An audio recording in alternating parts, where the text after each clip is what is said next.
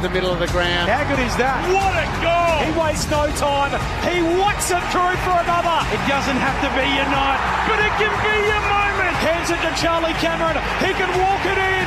Show him your tail lights, Charlie. Welcome to ABC Sports coverage of the 2026 AFL Premiership season. Runs the 50 out. What a way to finish. On radio, ABC Sport Digital Radio, and ABC Listen. You take a seat because it don't get better than this. In colloquial terms, it's windy enough to blow a dog off a chain. But if you're the visiting Western Bulldogs, perhaps the blustery conditions on the Gold Coast and 4 premiership points can see the kennel get closer to the top 6 in this topsy-turvy 2026 season for them. Welcome to Carrara. Boy, it's windy. Driving in, you see the flagpoles almost bent over. It was just so blustery. There's a bit of cloud around. It's fluky, the breeze. There's no rain at the moment. But boy, aren't the storm clouds brewing over the Gold Coast Suns this season. The coach himself having to retract his emotional moment comments that the season looked done and dusted after a 7th consecutive loss in this year when they went down to Adelaide last week. Chairman and CEO said, no, can't do that, coach. Bad for business. And also it doesn't make sense. So they've had to have another humbling week of trying to find positive headlines from speaking too loudly and too soon. But Damien Hardwick, boy, hasn't he got to get his charges up and going. My name is Quentin Hull. It's Gold Coast versus Western Bulldogs. The Suns having their worst run of form since 2019. It's now 7 losses in a row for Gold Coast, but that being said, they are still within reach of the wild card positions in the top 10 of the AFL ladder with this and another 5 games to go. So 6 more games for these two teams as they come to this blustery Sunday at Carrara. Well, for the Dogs, they started the round in 7th. They have 10 wins for the season. Currently on the live ladder, they're down to 9th. But the concern for the Western Bulldogs outside of their up and down season is a percentage which reads only 92.3. So they can't afford any slip up because their for and against has been poor to the sense that it seems like they are chasing the field in that regard. But they survived against the West Coast Eagles last week. The Doggies, they won by 16 points there. So since the bye, they went to Sydney and lost by 35 points and then beat West Coast at Docklands last week. 10-7 the Dogs, 7-10 the Suns, 6 games to play, and I've heard quite a few in the lead into this game. There's a macabre appeal about this one in a number of ways. Michael Price is going to be calling the action with me. Pricey, you'd actually got hair to have been blown out of place on the way out to the commentary box. Yes. You had to get the comb out, and it's good kite weather. It is wonderful kite weather. So for all playing at home, there is a marine wind warning and a hazardous surf warning here on the Gold Coast. And it is swirling here around Carrara. Q and I had a bit of a walk around the stadium. It looks magnificent, but there is a swirly wind. You can't really tell which way it's going to go. I can tell you, though, it is 39 k's from the south, the wind, and gusts at 59 kilometres per hour at the moment. So 20 degrees, feels like 14 allegedly, according to the Bureau as well. So, look, I'm just looking forward to a cracking game.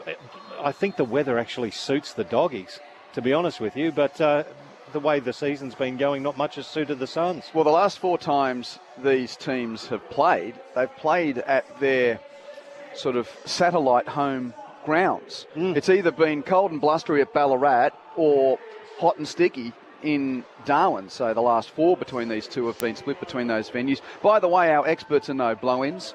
I promise I'll finish the puns after that. Welcome to AFLW Original Jamie Stanton and Port captain and coach Matt Primus. Stando, you're used to these conditions. Train here. How are you? Bit of a windy day. Yeah, it was a bit of a tough day yesterday playing some footy just out in the back oval with these conditions. So, yeah, it'll be interesting to see how the boys handle it. But like you said, they're used to it playing the Doggies out in Ballarat. It shouldn't be too dissimilar, I wouldn't have thought. How are you, Matt? Yeah, going well, Q. It is windy, but the southeasterly, it should be pretty protected with the way this grandstand's built, shouldn't it? And I'm watching them have kicks there.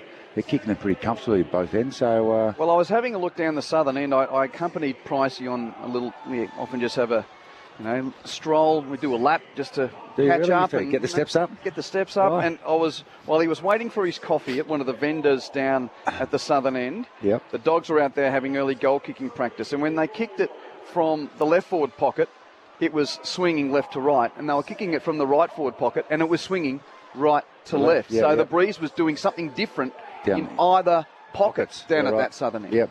Yeah, so it'll be entertaining, but what it's going to do is, and the way the Bulldogs play, it's going to make it a ground ball kind of game. And Bulldogs are a big, high handball team. They've been struggling to score of late, but that's probably a good team to come against. The Suns have conceded the most scores against out of anyone over the last 6 weeks, and the worst tackling team over the last 6 weeks. So it's going to be really interesting to see how they answer back, as you mentioned in the opener, from the comments from Dimmer last week and their performance over the last month. We'll get to that in a moment. I just need to get through what is, quite the manipulation of the team news that we had all the way back from the squads on Thursday, and then even the Friday update had a further change yesterday from a Western Bulldogs perspective. So, Tom Liberatore is not playing. He was originally named, but is out with the old general soreness. And Riley Garcia, who was named to play his first game of the season, they're still concerned around the persistent hamstring issues that he has had. So Liberatore is an out. Garcia is a scratching as an in. So he didn't play last week, obviously. He was coming in for his first of the season, but not going to play. So Lockie McNeil has been added to the squad and will play. And Joel Frazier, who had originally been dropped after that last game against the Eagles, he was dropped and named as an emergency, but he now is playing today. So he's neither an in nor an out. He's just an amendment to the team that we got given. He was originally dropped, but he is playing. So the listed emergencies for the Bulldogs were Oscar Baker, Will Lewis. Luke Cleary came in as an emergency as well. He is not playing. So Riley Garcia is scratching, Tom Liberatore is scratching, Joel Frazier playing, and Lockie McNeil playing. Around the other changes, which are still relevant, Nick Caulfield back in after 1 week out with the concussion protocols. Riley Sanders missed one with a hand injury. And Tim English, who continues to manage his back issues, didn't play last week against the Eagles, but he returns to the team. Bailey Dale's the big out for the Dogs with that fractured shoulder, which is likely to cost him any home and away football and potentially finals football as well if the Dogs get that far. And then Luke Cleary dropped, and also Luke Kennedy dropped. For Gold Coast, a couple of big ins. Dan Rioli returns to the team. He's missed 3 games after his jaw was broken in a collision in the Friday night game here against Hawthorn. Ben Long is back after a week's suspension for driving his shoulder into the ribs of Braden Maynard in that rather feisty game here against Collingwood. And Caleb Lewis is going to make his debut. Another of the mid-season draft crew. Where he plays is a mystery. He's one of these tall swingmen who's spent the majority of the VFLs and down back. They've put him forward the last 2 weeks and has kicked 8 goals in 2 weeks. So Caleb Lewis, who actually is a former Footscray VFL player, and then actually had to go back to Dingley in the Melbourne Southern League before getting picked up in that mid-season draft, the same class actually as Oscar Adams, who resigned this week. So where is Caleb Lewis going to front up? He'll wear jumper number 45 and makes his debut today. So no Will Graham, who's out with a shoulder injury. Ethan Reed's been dropped, and Nick Holman officially managed/rested, omitted covers both of those areas as well. So they're the changes. Jamie, Matt, I'll let you guys just lead us into the game. We have to go over the story of the week for the Suns. And I say this, it continues to be a football club that fails to learn that, it's about winning the respect of the competition and doing stuff rather than saying stuff. Because they keep saying stuff that makes themselves look silly. Yeah, I was most disappointed by, we all get the emotion, all that stuff, but Denver's been around long enough to understand you've got to cool out of it. But it's about growing the game here. They haven't had a great run since Darwin. I think playing games at home, it's been average teams or teams that don't pull big crowds. And we go back to, I remember sitting here round 1 when they played Geelong, and it felt like the season, probably since February, just been growing and growing, and there was a massive crowd here and everyone was on the back of them. And those comments don't help the crowd want to come along. It's like, oh, the season's over, why turn up?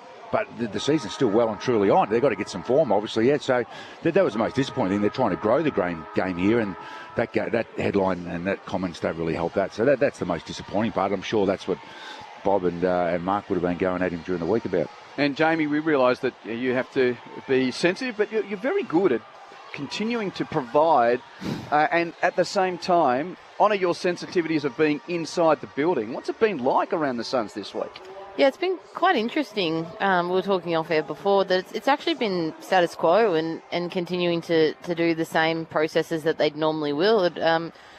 There's a saying in football and probably in life where it's never as good as it seems and it's never as bad as it seems. And I think that's the mantra that the boys have been operating under now for the last couple of weeks. Like, yes, there's been some little bits and pieces that have come out publicly that I think people would prefer not to have, but internally, that's the mantra they're going by. Yeah, and as I was saying to you, we've been here for the journey, Matt and Pricey. We've ever since they started in the competition, the most disappointing thing for me, and Damien Hardwick comes here having to also realise the history of this place, and that's part of what he's trying to do here. It's not just about taking this team from the now. It's still to change the narrative. One season and one finals win doesn't change the narrative. So you take a backward step. Love the passion. Yep, we can understand that. But you contextualise that with 15 years of big comments which aren't backed up on the field. And he's missed his lines there as the leader of the club, as the senior coach, Damien Hardwick, because he's got to realise that it's not Richmond. He can't just say stuff and people will turn up the next week and backtrack. Yep. There's a bigger responsibility here because they're trying to get respect for this football club. Absolutely there is, and hopefully it bounces back with the performance today that brings the fans back in here and the ones who have turned up on an ugly Sunday for a great win. Who wins? Suns by 10 points. Oh, I'm actually thinking the Doggies by a couple. Here's Michael Price. English versus Moyle. Moyle got it down into the path of Petrarca. Couldn't pick it up. Richards could. He was tackled off it. Handball went out to West. He shot it forward back to English. Now to Sanders. Sanders tackled, confronted. Got a handball back away to the corridor. Picked up by Moyle. He gave it by hand to Humphrey. And Humphrey, well put to the ground ever so gently by Marcus Bontempelli. Just beside the centre circles. Once again, the ruckmen go at it. English back to Bontempelli, who propelled it forward. Picked up by Rao. Rao gets under the tackle of Richards. Gave it to Humphrey. Very tight early doors here. Handball backwards to Powell. Now backwards to McAndrew. His high kick towards centre wing to a contest. Really well put, spoiled there by the Doggies. Brought it down, but nicely rode by Daniel Rioli. Gave it over there to the young man playing in only his third game, Dylan Patterson. Tackled over the boundary line by Selwood and will get a throw in beside the interchange gates. So the Dogs are kicking with the advantage of that breeze, which is fluky. So I think we'll just have to keep a really close eye on conditions in the first quarter. It's like the old days of the suburban VFL. How many goals advantage for the Dogs in this first quarter? Rowell roves the tap from the throw-in on the wing. Rush kick to half forward, but Selwood intercepts and takes the mark for the Dogs at left half back. Kicks it all the way back to his somewhat look-alike, Buslinger. Takes the grab in the left back pocket. He's got the similar type of hairdo and bandana around his head. The kick beyond right half back. Misses the target of Dolan. Goes after it. Shrugged off it. Picked up by Zeke Hewland of the Suns. Hands it to half forward. Lombard can't handle. Petrarca does. His hand pass stolen by Karmas for the Dogs. Taps it clear, but only to Anderson of the Suns. Gold Coast got it on the wing. Anderson shares 1-2 hand passing with Andrew. And then Anderson's kick hits the chest of Long. 45 metres from goal. 5 in from the boundary at left half forward. He plays on immediately, Ben Long. Shallow right foot hook kick to full forward. 3 Dogs in the way of Walter, and Selwood takes the mark. Well, he played on quickly, gave it to Sanders in the right back pocket, right against the boundary line. He's held up there. Now he goes to the right of the mark, kicks it just short of centre wing. Collins got rid of his opponent. And the ball spilled towards Bontempelli. Handball back to Lobb. Off a step, he kicks it back towards Norton. Through these hands goes Noble now. Got the 1-2 handball back there from Collins, then kicks it towards a nice lead. It was with Leonardo Lombard. Takes it near the boundary line, then centres the ball. There's nobody standing near him, and his protege, the youngster in Dylan Patterson, takes the mark. Now the man standing the mark is just inside the arc of 50 at centre half forward, and Dylan Patterson, only the one goal in his first 2 games, will go back. He's pointed towards the goals early in the game. It's probably within his capabilities. Well, we wait to see what Mother Nature does to the flight of the Sharon here. Yeah. Well, he went 15. For a short pass. It wasn't quite 15. Humphrey gave it back to Rioli. Rioli sizzles it into the pocket. King spoiled. Could have been a chop of the arms. Nothing doing at ground level. Picked up there by Bailey Humphrey. His centering ball was brought to ground. Good defence by the Doggies. Picked up by Karmas. Got the handball into the path of Sanders. Rush behind. First score of the game goes to the Suns. 1 point to the Doggies yet to score. 3.5 gone first term. And quick exit gets to right half back where English takes the mark and then kicks it down the wing. Dolan there to grab it for the Dogs. Just defensive side of halfway. Kicks in field. Sanders marks. Kicks to the wing where Richards takes the grab. Doggies control it to halfway. Hands it on to Dolan, who now kicks to attacking 50, and English had run on to present on attacking 50 and mark for the Bulldogs. 45 degrees to the right, doesn't kick on goal. Waitman's on the lead and takes a chest mark despite the close harassment of Rioli. But this will be a tester. It's a great run by English. He got the little kick in down from full back, straight to the kick in, played on quickly, and then was able to get the ball and kick the ball inside 50. So showing his athleticism, and back injury looks pretty free at the moment, Hugh. And just the 5th game of the season for Cody Waitman, who's had all manner of knee issues. Now this flagpole, which used to have the really big flag at the northern end, it looks like this is going to help the Waitman kick from 50. He's going to have to give it away fat side and let it come narrow, which he has with the kick. Oh, good effort. He's just missed it near side. So if you get my drift, he was aiming across the face and did come back on the breeze. It's a point to level the scores. I heard what you did there with get my drift as well, Q. Nicely done. Noble off to Bodie kicks it down towards commentary wing, and that's a good effort from Selwood. Did he double grab it? He did, just inside the boundary line. Centre wing, commentary side. Standing the mark there is Patterson. Selwood now wheels out to the right of the mark and kicks it to the 50. Lob was the target, fisted forward there by Moyle. In the hands now of Powell to Rowell, then backwards to Bodie. He's gone by hand to McAndrews at right half back and then flares it to the other side. Back inside defensive 50. He's got plenty of space, has young Zeke Hewland. He had a bounce and then nice little chip pass. It was a good kick, Matty Primus, and got it to Noble. Back to Zeke. He put a tracer bullet on. Found Ned Moyle 60 from goal. He wants to move it quickly. It's a packed forward 50. Gets it into the pocket. Karmas in the front position. Did really well defensively. It was well done by Walter, who brought it to ground, but it went over the boundary line in front of the small scoreboard. One behind a piece. By the way, the game at the MCG is a massive blowout. They've just started the final quarter there. Hawthorn's going to win by a long way. The Hawks 16-11, 107, lead Richmond 3-12-30. We'll keep you up to date here if you want to hear the call.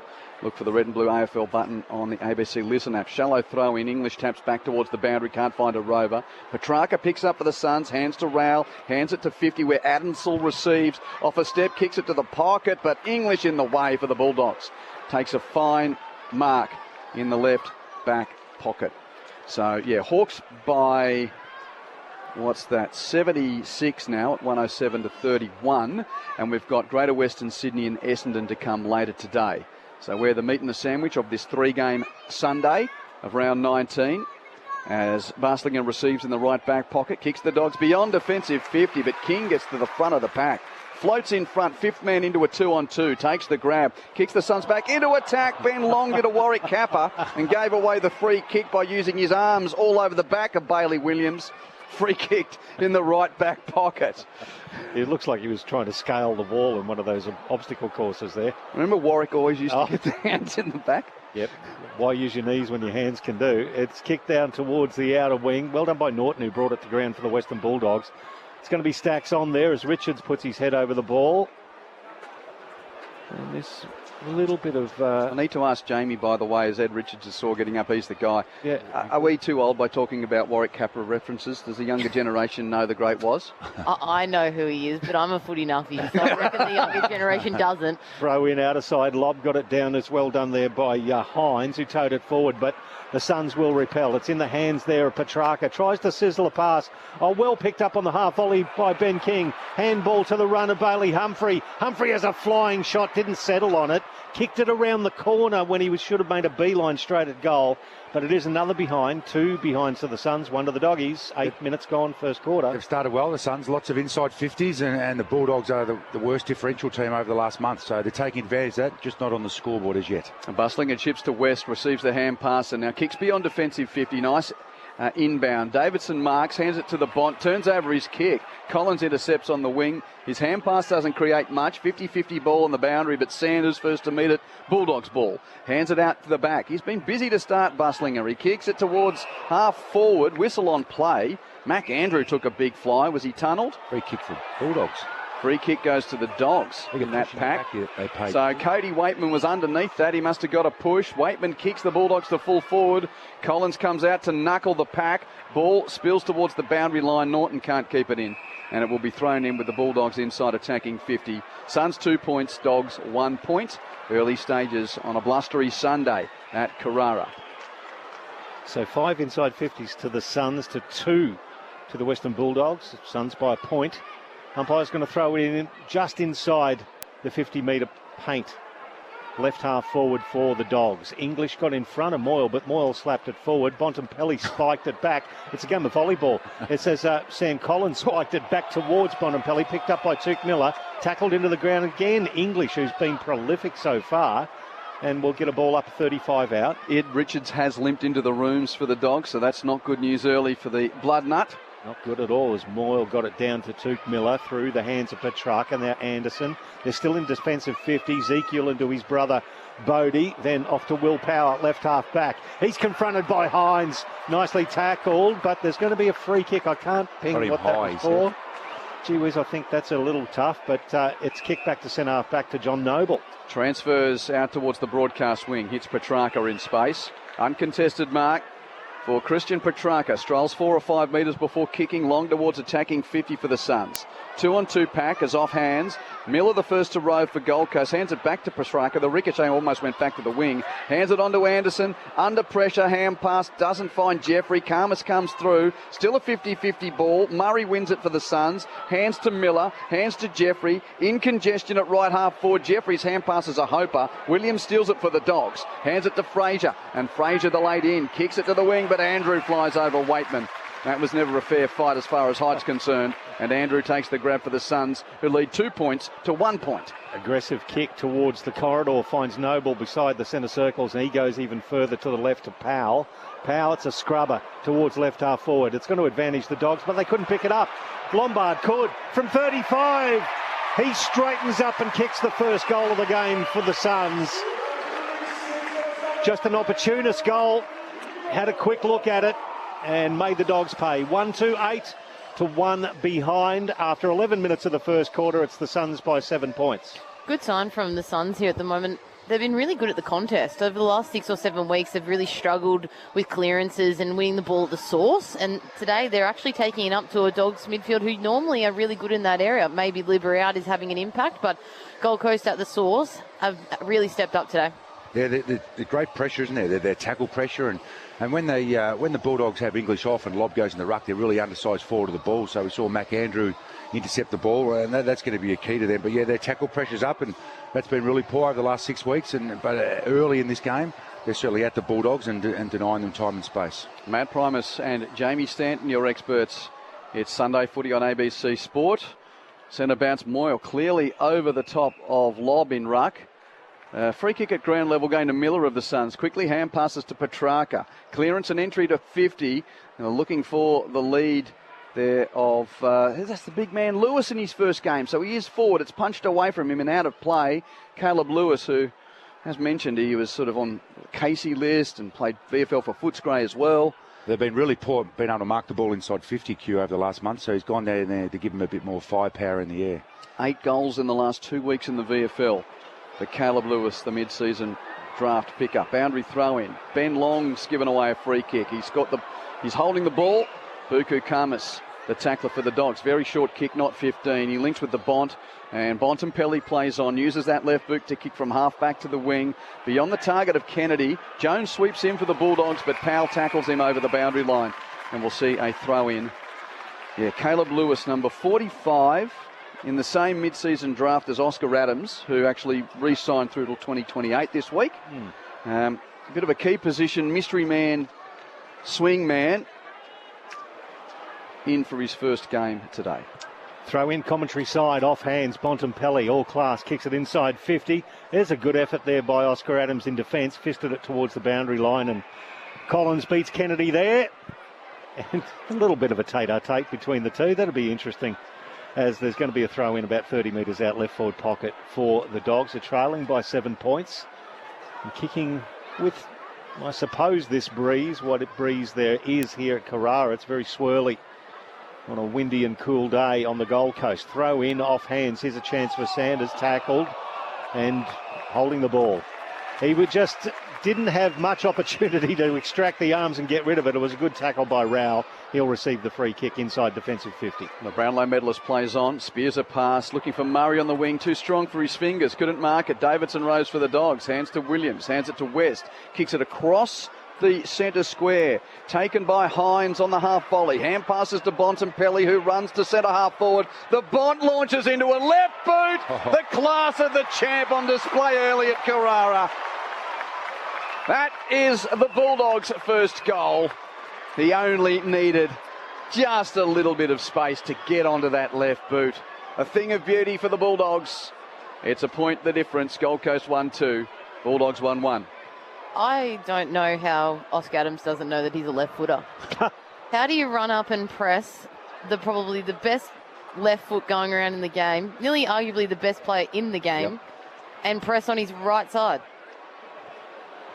It's just, it's mind-boggling at times, but I'm taking away from Bont and his skill there. He made everybody stand still, and he's just a class above, as we all know, and doing it in conditions that are tough. Yep. It's like watching The Matrix, isn't it, Matt Prime? Well, and he might have to have a big game with Ed Richards still not back on the ground yet. It's a fair load on the Bont. Yeah, still on the bench is Ed Richards, who came up a bit early. Off hands there. It was nicely taken by Bailey Williams, but he in turn was taken to the ground by Rao. He's holding his shin, so you hope it's not those high ankle sprains that a few players have had over the last couple of weeks. Walters versus English. Give that to English. He smacked it 10 metres forward. Picked up by Tuke Miller. Gave the handball off to Ezekiel and put him under pressure. Back to Miller. They're on the commentary wing. It's kicked towards Selwood, who did beautifully. Spoiled and then gathered it on the bounce. Corralled by several. He got a handball out, but he missed his target in Sanders.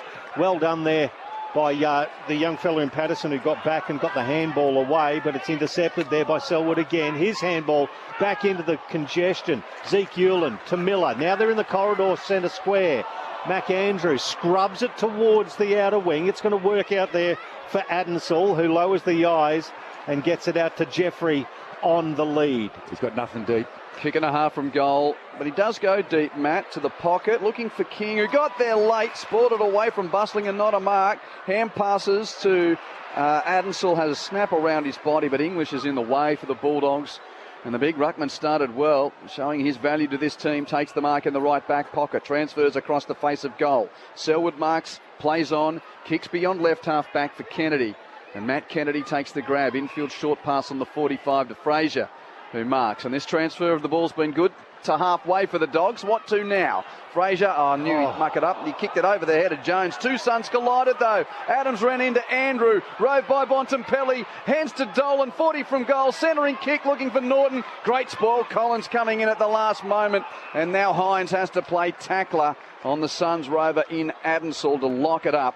And we'll see a ball up, 30 from the Bulldogs goal. Suns lead it by a point. Congested forward 50 for the Dogs. Slapped forward by Walter.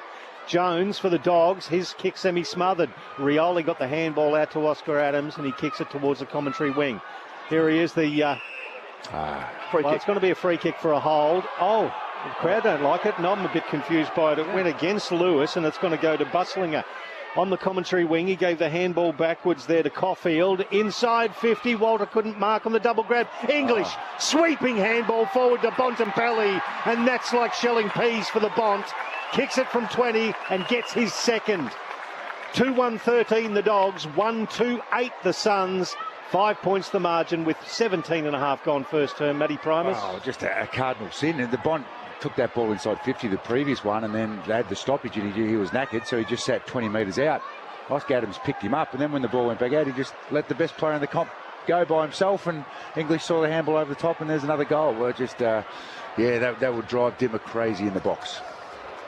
And it's a funny thing, right? It'll drive him crazy in the box, but then also at the source, like we spoke about earlier, how they were so great at the contest. And then when the Dogs bring their pressure up, they start to do these little pop handballs and put people under pressure. Instead of just taking the tackle, making the umpire make a decision, they want to release really quickly under pressure, which is allowing the Dogs back into it at the source.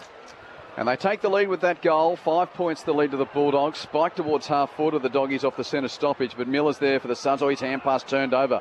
Pressure there from the Dogs. McNeil picks up, gives to Sanders, but he can't handle it.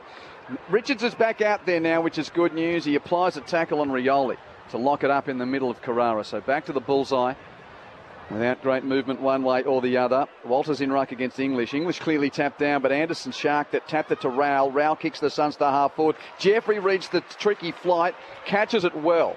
It was more a catch than a mark, if you get my drift, because of the drift. 60 from goal. Short pass finds Adamsall. Man on the marks, 45 from goal. And Bo Adamsall, one of the Burleigh boys, is eyeing his first goal in league footy. It's his 5th game. Amazing to think that he's got Jai Murray in this team as well. They were picked up next to each other in the draft. Adamsall pick 18. Murray went at 17. Blustery Sunday at Carrara. He runs infield. Adamsall doesn't kick for goal. Sets it to the top of the goal square. King and English try and claim a mark. Neither does. Play on. Patterson Rose for the Suns. Hands it to Murray in the pocket. Murray has a snap. It's across the face of goal. And did it score or out? Bailey Williams is claiming a mark. They're giving the mark. Third option to the Dogs. So he's in the right back pocket. Nobody's standing the mark, so he just saunters away. Has a bounce, has 2. Gets to the paint of 50 at right half back for the Dogs. Kicks it to centre wing. Andrew at the back. Takes a nice chest mark in the end over the back of the pack. Now he transfers it. Kicks it to true centre half back position for the Suns to find Noble. He has a quick bounce and a second one as he gets inside the centre square. Short of the wing, commentary side. He kicks it to right half forward. And it was a 2-on-1. The Dogs always in favour. Bussingler spoiled and it went to Hines. They got it back to Kennedy and he kicked it to Riley West short of the wing. Now they want to keep moving. It's gone to Caulfield. Caulfield missed Sanders with the pass. It's going to skid over the boundary line, so it'll be a last disposal free kick at right half back for the Suns. It'll go to Oscar Adams. So signed through until 2028 this week. After being on the St Kilda list, finally got his AFL chance here. Oscar Adams kicks. Oh, and English is in the way. Marks pretty much too easily from a Suns perspective in that pack. It sort of drifted a bit on the breeze, and English at the front, who's looking a dominant force early here, Tim English. Short pass to Hines, who takes the mark right on halfway. One of a group of players that Matt Promise doesn't like the look of, because he was in that VFL Premiership winning team last year. Geez. Cooper Hines kicks the half forward. You know I'd get that in at some point. I wanted to do it early. Off hands, Rioli repels for the Suns, kicks it to Jeffrey, who marks and strolls away at left half back. Yeah, and then suddenly he had to retreat because there was nobody up forward. He got the handball backwards and it went to Adamsall. Came off his toe in the end and out of bounds on the full on the outer wing. So it's going to be a Western Bulldogs free kick. No in-jokes. I need to explain. Matt was coaching Southport, who of course got beaten by Footscray in the VFL Grand Final last year. Move on. Did it hit the foot of Adamsall? There's a conference between two boundaries and a field umpire. All of a sudden, maybe the Arcs intervened. It's going to be a throw-in on the outer side. Verdict is in. That is umpires not knowing the last touch rule. That's elite. That's great. The throw in, centre wing, outer side. Jamie Stanton on ABC Sport. Now it's Ned Moyle. He couldn't quite control it. And then that's a What's the difference? It's about the same decision, but it went a different way. So the Bulldogs get the free kick. West kicks infield to Williams from just beyond, behind the wing, kicks to half forward. McNeil does the roving, but is tackled off at Lockie McNeil, one of the late ins. Lob there for the Dogs. Hand pass doesn't create much. He now has to play tackle. Rouse foraging forward, but Waitman goes in, picks it up for the Dogs, hands it to Fraser, kick to full forward, just evades the leading man in O'Donnell there, or was that Croft? No, that was Croft up forward. Yep, slid at the ball, it went beyond him and it goes out of play for a throw-in. Yeah, Jordan Croft into his 15th game of his career. Dad Matt, 15-year veteran for the club. Kicked 5 goals in his last game, so Dad will be saying, I know what it's like down forward, young man. Show me what you can do today. Boundary throw in. No real disposal now. Lombard picks it up, and the Suns will just get out of it. Quick hands to Murray, gave it on to Rao. Rush kick to half-back, but it's coming back in. Cooper Hines does the roving of the loose exit, and Hines hits the target of West with a short pass that West marks 48 metres from goal. Slight angle to the left, and I reckon this is probably, with just looking at that flag every time, it hasn't been all that windy at Royal Birkdale, but it's almost British Open conditions here. What's he got to allow for here? But a right to left? Oh, the way that flag is, nearly straight at it, hey? He smashed it left. Yeah, we needed to allow for right to left, and he's kicked it out in the full in the pocket. So did not allow for breeze. Score remains Western Bulldogs 2-1-13, Gold Coast 1-2-8. 23 minutes in, Sunday footy on ABC Sport at Carrara. Noble with just a little 9-iron finds Noah Anderson, then gets the handball received, explodes through the arc and has a bounce, kicks it nicely to Caleb Lewis on the wing, gets in front of Bustlinger and takes the mark against the boundary line. Then he kicks it and it slews away. He was looking for Petrarca on the lead at right half forward, and it went out of bounds on the full, so it's going to be a free kick. They're doing a great job just denying them to be able to go quick, and they've got a spare behind the ball, which is slowing them down and forcing them to kick long down the line or out of bounds on the full on that occasion. Bontempelli's kick landed at the feet of Tim English. He did well to pick it up, got the handball back to Kumis at the true centre half-back position for the Dogs, and Kumis tackled into the ground, and it's going to be a ball up on the arc of 50. Just looking at English, already 5 marks and 7 possessions for the ruckman in this first quarter. No clearance from that stoppage, but there's a free kick. Tuke Miller was taken high. So he's got it for the Suns at centre half forward. Man on the mark's 53 metres from goal. And Miller doesn't look like he's going for the sticks. Tries to slice off a short pass. Went through the hands of Patterson, who went at it one-handed. And the Dogs repel. Richards hands it off to Kennedy. Rush kick to half-back. Norton makes good of it. Gathers on the half volley. Hands to Davidson running through half-back. Kicks wide to Waitman, who's got Powell for company. Waitman toes it to half-forward once and twice. He's towed it inside the pocket. Is that insufficient? Ump says no. It's a throw-in. He kicked it off the ground. There was no teammate anywhere near him. And I think that's probably a lucky moment for Cody Waitman. Probably, but a great decision to kick it off the ground. Rather than try and pick it up, you get tackled straight away. Just 2 kicks off the ground. The ball went from on the wing to inside their forward 50.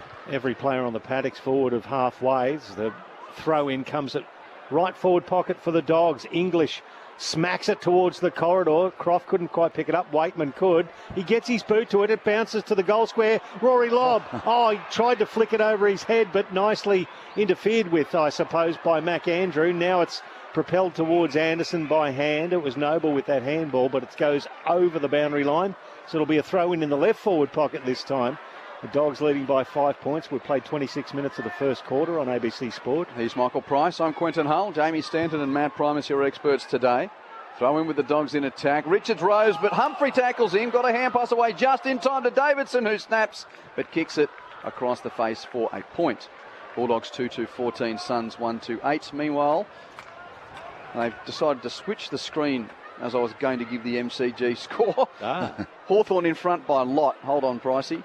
What is it? It's by 70 points with 4 minutes left, 110-40. So Matt Rowell received the ball from Noble, just still inside defensive 50 at right half back. He kicks it towards centre wing. Nice lead and good floating mark in front of the pack by Ben King a long way down the ground. Now he pops it into the path there of Patterson, but he was spoiled by Karmas. It ends up back into his hands, Patterson. Handball backwards there to Jai Murray. He chips it towards Petrarca, right half forward, but Sanders got in the way. Tackled by Petrarca, and the umpire says he didn't have much prior opportunity. So right half forward, it's going to be a ball up, off hands. Murray, his kick semi-smothered, picked up by Tuke Miller. Speculating handball onto the arc to Bailey Humphrey. Gets through a few. Handball to centre half forward. Dan Rioli lowers the eyes, but unfortunately for the Suns, it's picked off there by Bailey Williams for the Dogs. Just inside defensive 50, Williams kicks towards the Nerang River wing, looking for Bontempelli, had Adams for company, couldn't mark. Lobb arrives to Rowe, but he's tackled immediately by Rioli. And that one-on-one tangles a neutral. And we'll see a ball up take place, true centre wing on the outer side. Cloudy day, artificial light towers of beamed a bit of helpful extra light onto the playing surface as Moyle taps boundary side. Anderson there, but no space to create on the road. He's tackled over the boundary line by West. So we'll see a boundary throw in. Yeah, it's sort of, I think it's breaking up a little bit of blue sky down to the south, but as mentioned when I arrived today, some of the flagpoles outside the adjoining leisure centre, they were almost looked like they were doing July as well. They had the arrow, so like the bow was cocked and ready for the release of that bendy. Anyway, Humphrey comes away with a clearance on the wing for the Suns. Hands it to Jeffrey on 50. Jeffrey looks once, twice, finds a space to have a bounce, and then kicks a mongrel outside of the boot attempt in one of the more bizarre and ugly passages of footy to end a quarter. That's out of bounds on the full. He looked at a teammate. He sort of thought, I'll have a bounce. Will I kick it with my left? Will I kick it a drop punt? No, kick it out in the full quarter time. And the Western Bulldogs lead at the first break here by 6 points at 2-2-14 to 1-2-8. Marcus Bontempelli has both goals for the Western Bulldogs, while Leo Lombard has the only goal for Gold Coast. As mentioned, that game at the MCG, all one-way traffic. The Tigers are making a bit of it in the end. Lynchy just kicked his 500th cue for the Tigers, so it's been a 3-week wait for him, but he nailed one. There you go. Former Gold Coast Suns captain Tom Lynch, who's, well, he's battled to find his best the last couple of years with injury and so forth at the Tigers. But yeah, in this quarter, Richmond's kicked 3 goals, 5 to Hawthorn's Hawthorn's 3 behind. So currently, with a couple of minutes left, Hawthorn 16-14, 110, lead Richmond 6-16, 52. And later on today, it's Essendon versus Greater Western Sydney at Docklands. Busy day in town for footy as well. The Titans and the Seagulls are underway just up the way at Robina. And late on there, as Pricey called it, the Kieran Foran Cup. The ex-Titans player now returning as coach of Manly. The Titans lead that with about 7 minutes to go. Gold Coast 38, lead Manly Warringah 26. You can hear it on the green button on ABC Listen. Now that game to be followed up at Lang Park by the All-Queensland affair between the Dolphins and the Cowboys. But about 7 minutes to go at Robina. Titans 38, Sea Eagles 26. Here, it's quarter time. It's the Bulldogs leading by a goal. You're listening to Sunday Footy on ABC Sport. Don't fight the static. Hear ABC Local Radio crystal clear on the ABC Listen app. Download now. This is the 2026 AFL Premiership season with ABC Sport. Now it's a scrubber towards left half forward. It's going to advantage the Dogs, but they couldn't pick it up. Lombard could from 35. He straightens up and kicks the first goal of the game for the Suns.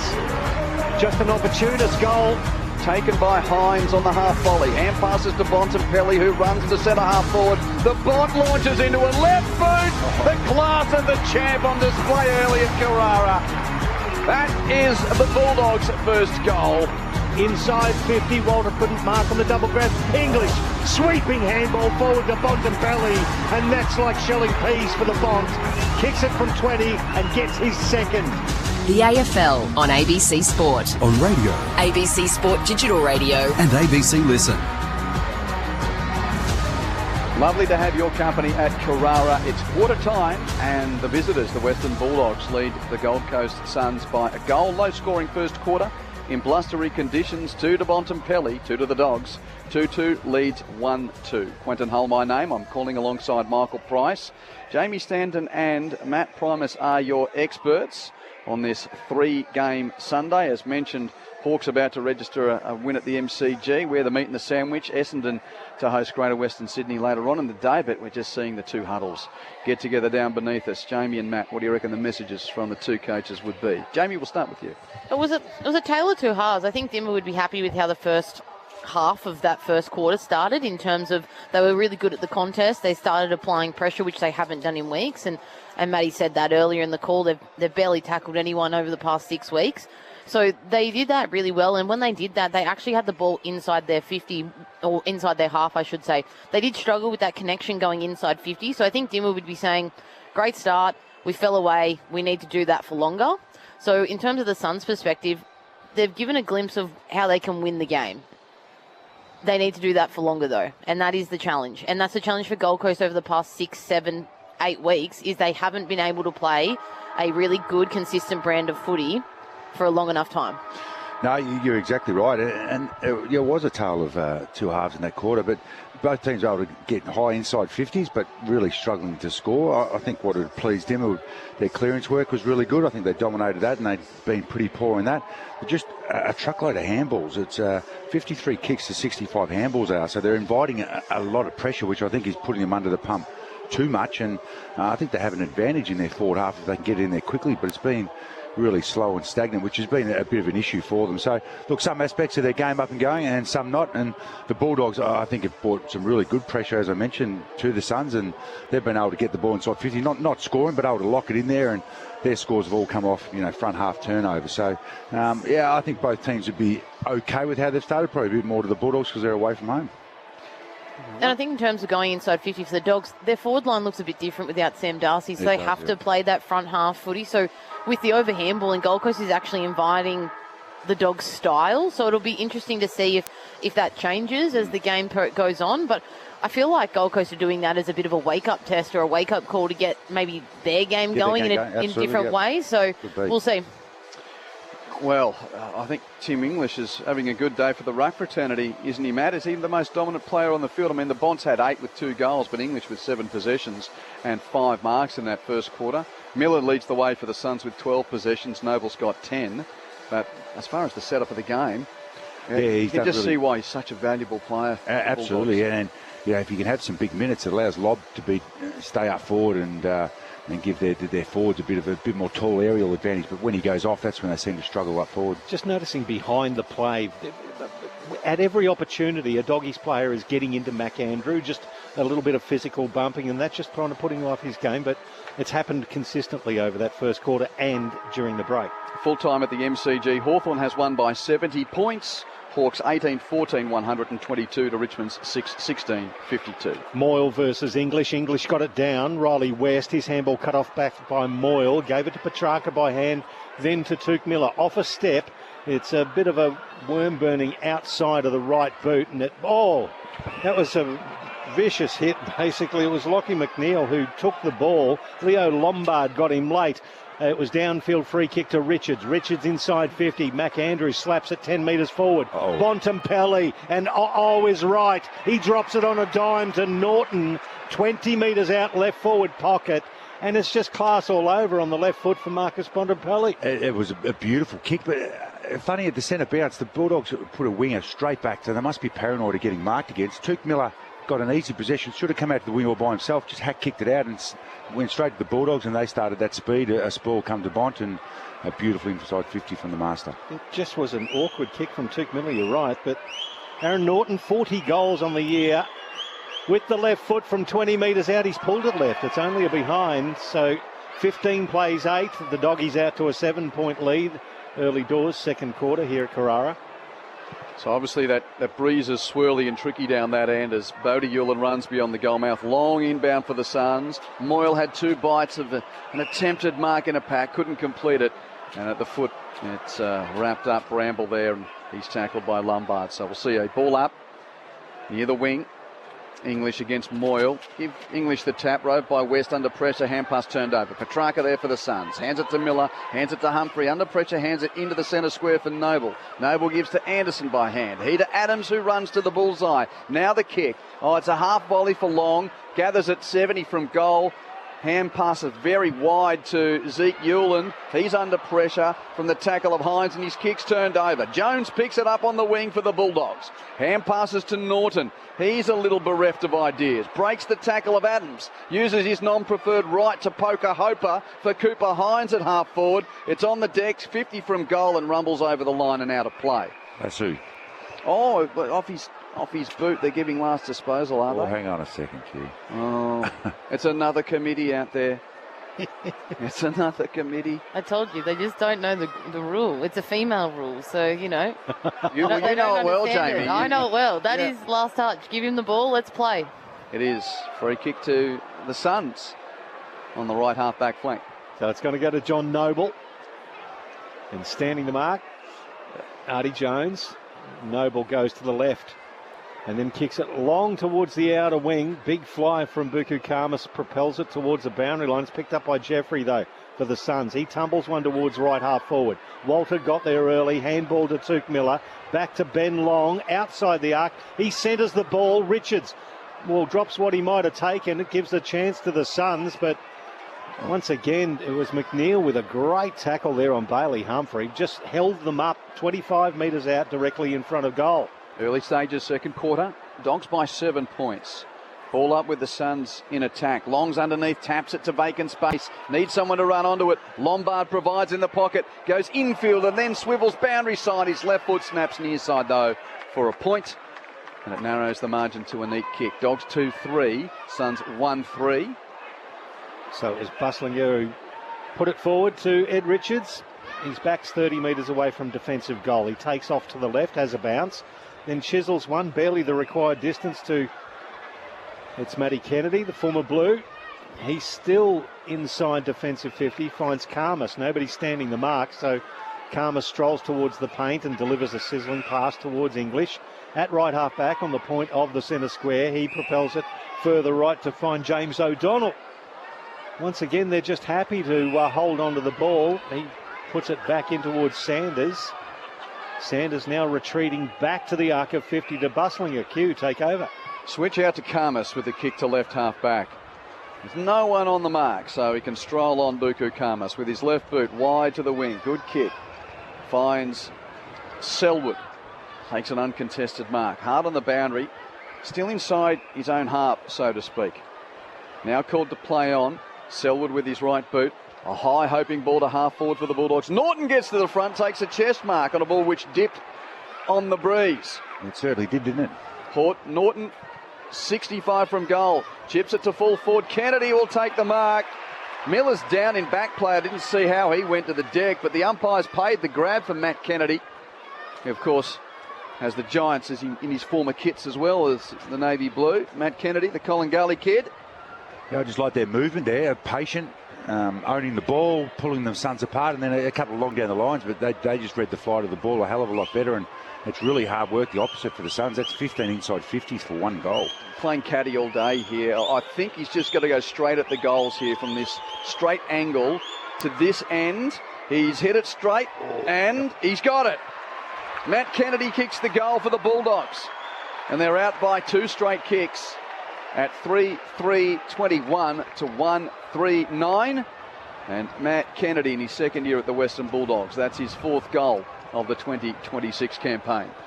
Yeah, just that style of play, Jamie. I think the Bulldogs are well known to be a handball team, aren't they? But they're certainly gone away a bit from that. Around stoppage, they still do that, but they're definitely like trying to own the ball and hang on to it, especially this quarter here with the breeze. So maybe it's a little bit stronger because they're trying to get a spare behind the ball, but that method was really good then. And I think it's a clear difference between the two teams at the moment. The Bulldogs are just taking what they're given, so what's in front of it. So we talk about it in our team as taking the easiest option, or other teams talk about giving first gives, talk about it in all other sports, and that's the difference. Gold Coast at the moment aren't. They're trying to do a bit too much, while the Doggies are going, okay, if you're going to give us the chip mark game, we'll play that. So back into the middle of Carrara, off hands, Petrarca gets there, couldn't quite pick it up, but Bontempelli could. Hoiks it straight inside 50. Waitman spoiled there by Bodie Hewlin. Noble tackled, holding the ball. That's the desperation of the Doggies at the moment. And it's going to be a free kick. Comes on to Josh Dolan. And it's going to be 35 metres out directly in front as Noble is sort of on his haunches on the mark. Yeah, it's their 5th forward 50 tackle to the Suns 1. But they've had 4 inside 50s less. So bringing great heat when it comes in there, the Bulldogs. So taking at number 31 in the 2024 draft, Josh Joel. And he kicked 3 goals this year, 4 in his career. And comes in, he starts this one left, and it goes even further so. So fluky breeze playing with the goal kicking at that end. 22 plays 9, it's 13 points the margin. Doggies lead as the Suns bring it back in. Go long as well. Bodie Hewlin marks beyond defensive 50, right half back. Kicks Gold Coast towards a 2-on-2 in the wing. Jeffrey and Long with the Suns. Karmas and Searle with the Dogs there. It's off hands and out of play. And Ben Long didn't try and keep it in. So They're going to go with the last disposal against the Suns. Long got a touch, but they reckon he didn't try and keep it in with enough genuine attempts. So Karmas receives the free kick. Chips infield to Williams. Bailey Williams on defensive 50, left half back for the Bulldogs. Able to roll a few steps before kicking long to the wing. Mac Andrew, too tall over the top of Croft, and Croft's not a small man. Good grab from Big Mac. On the wing, kicks infield to Rao. Marks near the bullseye, hands it back to Andrew. Andrew hands it to Powell as they try and run through the middle of the ground. Gets back to Andrew, kicks it to left half forward, or thereabouts, and Moyle marks it. Kick and a half from goal. Powell ran on, receives the hand pass, kicks to the pocket, and sticky fingers from Long. Nice one clunk mark. 30 from goal, left forward pocket. That was better from Gold Coast. Their ability to chain the ball off half back and move the ball through the ground. They actually utilised their overlap. They probably missed one on the wing again, like we spoke about with the Tuke Miller one early. Ben Long opens up the angle for the right foot snap punt, and he kicks the goal on return from suspension. That's a much needed goal for Gold Coast. It narrows the Bulldogs' lead to 7 points. Doggies 3-4-22, Suns 2-3-15. Yeah, he's been very good today, Mac Andrew. They are getting into them, but he's intercepted 3 or 4 now when they've kicked long down the line, and his athleticism allows him to do that, and then he quickly switches the ball, as Jamie mentioned, and they're able to catch them offside and get a mark inside 50, which is something they have struggled to do, and Ben Long's a great addition for that. And the switch of play allowed that inside 50 mark too. They didn't just go long down the line and go skinny, which they were doing in that first quarter. I feel like they played the conditions too much. They tried to keep it to a pocket so that they couldn't get slingshot against, but they've actually been able to open up now that they've got the win. So hopefully they can do that for a little bit longer to put some score on the board. So now 22 goals for the season for the number 22, Ben Long. In the middle, it's lob against Moyle. Miller does the roving for the Suns. Hand passes to Rowell. Gold Coast get a clearance. Kick, hoping for King. Intercepted though, Caulfield. No, rove by Long. He kicks on goal. To those joining us from Robina and the MCG, welcome. The Bulldogs have got the ball at full back and they've got the lead here by 7 points. Early stages, second term of this game. Quentin Hull, Michael Price, Jamie Stanton and Matt Primus with you. It's blustery. The Bont's just taken a mark on the wing. He's got 2 goals. Bulldogs lead at 3-4-22 to 2-3-15 as Kennedy from the wing kicks the Doggies back into attack, beyond the pack and out of play. Those have just joined us, Matt Primus, Jamie Stanton. What have they missed in the first quarter and a bit? Well, both teams really trying to get their identity going. The Suns started well and then have fallen away, really struggling to score, getting the ball inside 50, and the Bulldogs are playing a really good brand of football to deny some of the Suns' strengths, and the Bont's on fire. Throw in, left forward pocket for the Suns. Moyle propels it forward. It goes back towards the boundary line.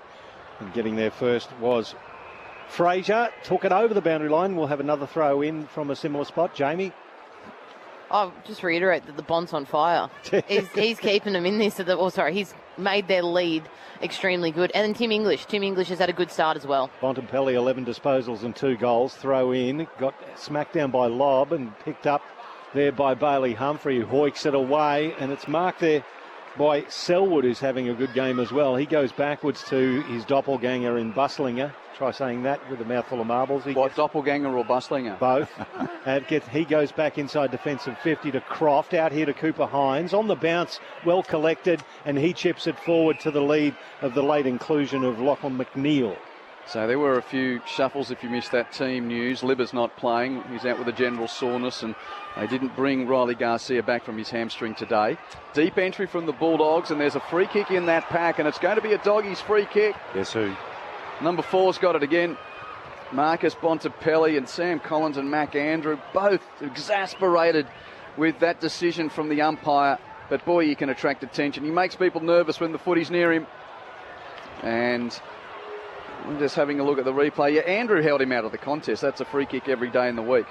Grabbed the front of his jersey. So Bontempelli, 35 metres out, slight angle right. This for his 3rd, and he's hooked it near side. That wasn't the breeze, which is fluky today. That was just a mishit off the instep from the Bont. Bulldogs by 8 points at 3-5-23 to Gold Coast's 2-3-15. You can get in touch on the SMS 0437 774 774. Will Powell runs out from fullback and goes a fair distance and kicks it towards centre wing to a contest. It came off hands over the boundary line next to the interchange gates. We'll get a throw in. Hang on. We're not going to get a throw in. We're going to get a consultation from field umpire and boundary umpire as to whether that came off hands or off a shoe. It came off a boot, an indiscriminate boot. It must have been a Suns boot, because the free kick's going to be awarded to Cooper Hines for the Bulldogs. As we see on the big screen, a picture of Coach Damien Hardwick looking very pensive. Cooper Hines kicks it towards the Arca 50. Massive pack of players off hands. It was taken by McNeil. He slapped it forward, cutting it off. Oscar Adams tackled there by Davidson. Cody Waitman has a flying shot off the ground and misses to the right. One behind, 24 plays 15. 9 points the margin, Doggies lead. So those ins for the Dogs, as I mentioned, we had Liberatore out with a general soreness. They don't want to risk Garcia's hammy today. So Joel Frazier was originally dropped and in the emergencies, but he's in the playing team, and they brought Lockie McNeil in as well. We're seeing Dan Rioli return from a jaw injury today. He's received the ball at right half back. Hand passes to Anderson. Anderson's kick got touched by Williams before getting to the wing, but Murray picks up for the Suns. That's a last disposal. His hand pass has gone beyond the target of Long and over the line, and that's clear as day. Lassu and Dogs ball with Williams to receive on the outer wing. Runs in field, Bailey Williams. Right foot kick to put the Bulldogs back into attack. Adams at the back, got the flight. That ball carried on the breeze, and Adams read it really well.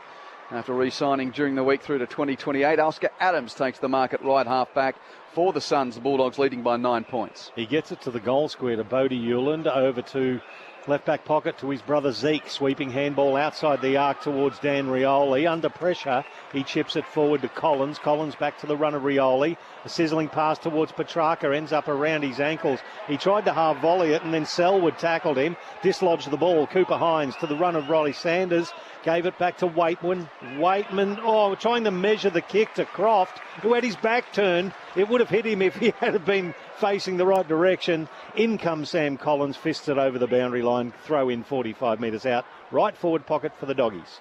So far from the picture postcard Gold Coast Sunday, if you're thinking of conditions. Very blustery at times. I don't think it's as blowy now, but it's tricky. Not quite Ballarat conditions where these two teams have played of recent times. So Ballarat and Darwin is where they've played their last 4 games. As Petrarca kicks the ball clear from the throw in left half back. Rush ball to the wing, intercepted by Karmas, who takes a chest grab for the Dogs. Yes, these two teams haven't played at this venue since 2021. Karmas' kick is turned over. Rowell had it, lost it, holding the ball. Free kick goes to Riley West. 60 from goal at right half forward for the Bulldogs. Kicks to the pocket. Very close to the line. First fingernail there from Croft. He can't complete the mark and out of play. Interesting, I was reading this morning, the Suns have been caught holding the ball 114 times this year, which is 20 more than the second most team. It's the way they play. They like to take it on, but it's twice today they've been caught red-handed holding the ball. Throw in underneath the small scoreboard, which shows the Doggies in front by 9 points. Dropped short. Boy, it did drop short. It held up in the breeze, didn't it? Riley West took it off hands, though. Had a snap from 25. Curled it around with the left foot and scores another one for the Dogs. Extending that lead now to 15 points, 4-6-30. Plays 2-3-15. And we've played just over 16 minutes of the second term on ABC Sport.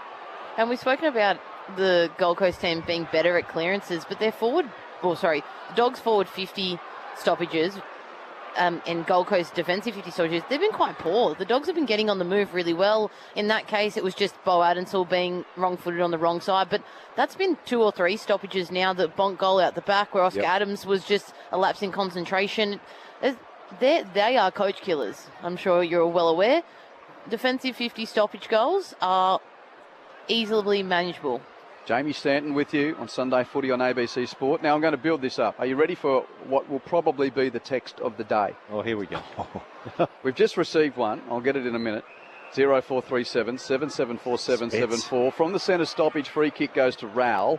He'll kick the Suns wide to left half forward. Space for Adensall to mark. 60 from goal. Chips it to Humphrey. Humphrey takes the grab. 50 from goal. And no, I'm going to wait to call this kick. If you want to get in touch, by the way, 0437 774 774. But Marcus listening in Sumatra has just sent... In Sumatra.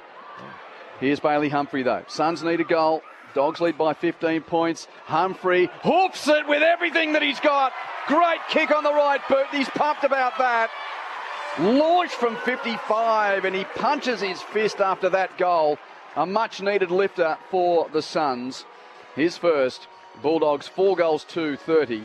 Lead Gold Coast 3 goals 3, 21.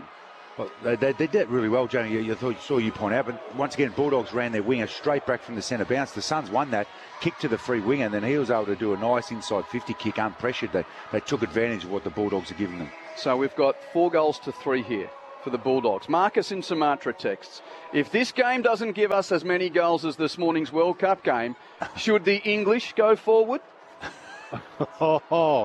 Yeah. Well played. It'll be good. It'll be a good one if you can beat that. Have a crack. Yep. 0437 774 774. So we've had 7 goals, and what were there, 10? 6-4, wasn't it? 4, That's correct. Yes. Well, good one. There's the English. Well, the English took it out of the middle and kicked it straight towards centre half forward. Mac Andrew spoils at ground level. Matt Kennedy tried to reel it in. His handball cut off by Rowell. It's picked up by Noble, immediately claimed by Sanders. We'll get a ball up 60 metres from the Western Bulldogs goal, still inside the centre square. Very crowded area. English versus Walter. English smacks it forward, but Noble, he intercepted. His handball missed the target and was picked up by Ed Richards. Gave it to Williams for the Dogs. Kicks one long towards the top of the square. Norton wrestling. Waitman at the back. Free kick called. It's going to go to the Suns. And Sam Collins will accept that free kick, much to the applause of the Carrara crowd. Yeah, he's been playing against Aaron Norton. Great matchup that. Short pass to Rioli, who had to juggle it for a moment, but Daniel Rioli playing for the first time since his jaw was broken on Friday night against the Hawks a month or so ago. Short passes to Rowell, just 15. Davidson's right on his hammer, but Rowell's paid the mark. Kicks infield to the corridor to Noble. Mark still at full back. Now the exiting kick. It's a good one. Bodie Hewlin marks in space, forward of half back. His kick semi-smothered by Fraser, though. Gives Williams a chance to win it for the Dogs on the wing. Hands to Lobb. Hands it to Sanders, edge of the centre square. Kick looking for Kennedy, punched away by Anderson. But Lombard does the roving for the Suns on the wing. Hands it to Bodie Hewlin, who hands it on to Murray. Young Jai Murray with a couple of bounces on the Nerang River wing. Deep entry to the pocket beyond King, beyond Walter. Free kick, though. Free kick to which one? King or Walter?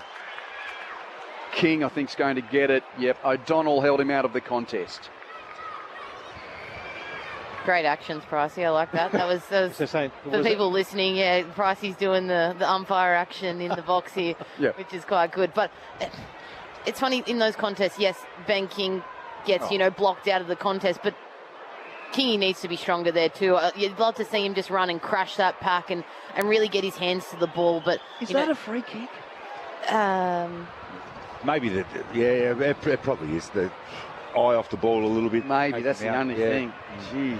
Anyway, hard for defenders, isn't it? Ben King, 40 out. He's a dead eye this year. He's missed that one near side in the fluky conditions. That's a point, his first score of the day.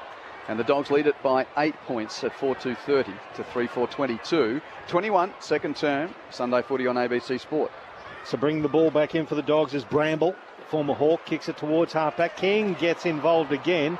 Couldn't quite take the mark, bumped off it, picked up by Bailey Williams, kicks it to the lead of Rory Lobb on the outer wing, or just short of. As the light towers are taking full effect here, we're getting a little bit of shadow in. It was kicked towards the corridor. He was looking for a teammate, nicely spoiled there by Joel Jeffrey. He ends up getting the ball back now, 70 from goal, kicks it towards the paint and finds Petrarca. He's at right half forward for the Suns. Bontempelli standing the mark, 47 out. He's on a very tight angle to the right. I know he's a great kick, but there's an opportunity to dish it off. They're having quite a few too many shots just from that 48, 49, 50 metres on a tricky day. Always try and find a better shot when you go inside 50. I reckon Petrarca had the opportunity. Saying that, he'll probably make you look like a fool. Well, he's kicked 20 goals, 12 in his 15 games for the Suns in season 2026. Christian Petrarca releases from the paint. It's struck well. It's struck beautifully. Well, Matty Primus enjoyed that one, and the Suns fans did as well, as Petrarca has his teammates get all around him as he cuts that lead now to 2 points to the Dogs. 4-6-30 to 4-4-28. 22 and a half gone of this second quarter.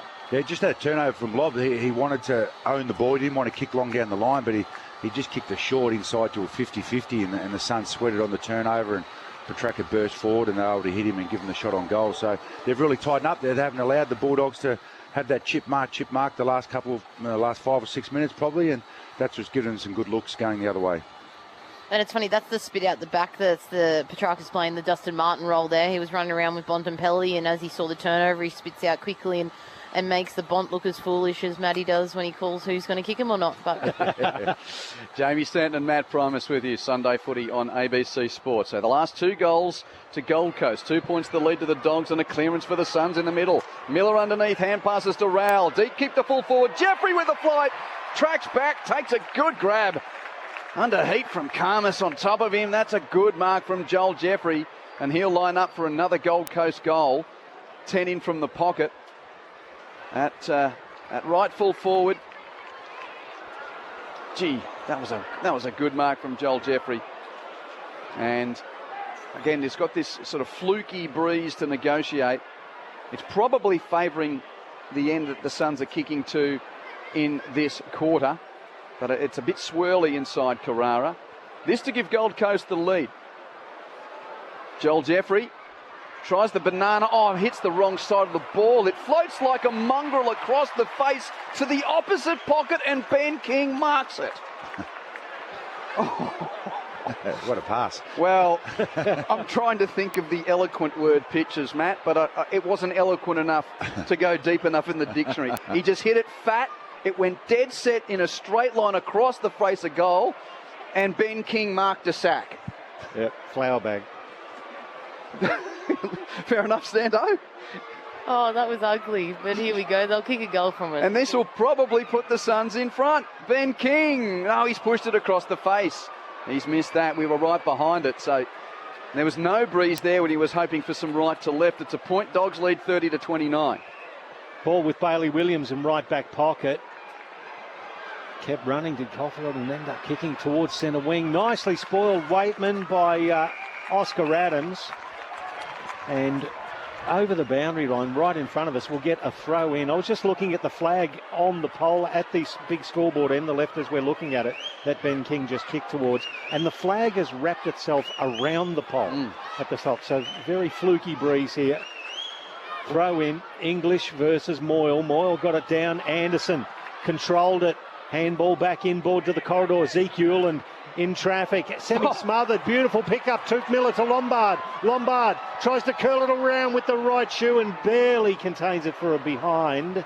So it's an even ball game. 4-6-30 apiece. 26 gone. Second quarter. That kick hit Bailey Williams in the face, and he's okay. T from Melb's texts, pray tell, what is a fluky breeze? Yeah, I heard you just use that term as well. 0437 774 774. Bramble receives the inbound in the pocket but turns over his exiting kick. Murray takes the mark for the Suns and quickly kicks back to attacking 50. And Lombard is there to mark 40 from goal.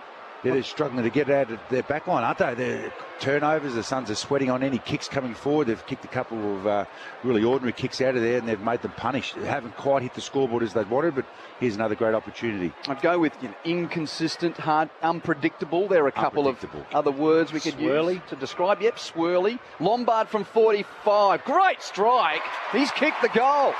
He's got two, and Gold Coast does return to the lead for the first time since kicking the opening goal of the game. The Suns have kicked 3 in a row.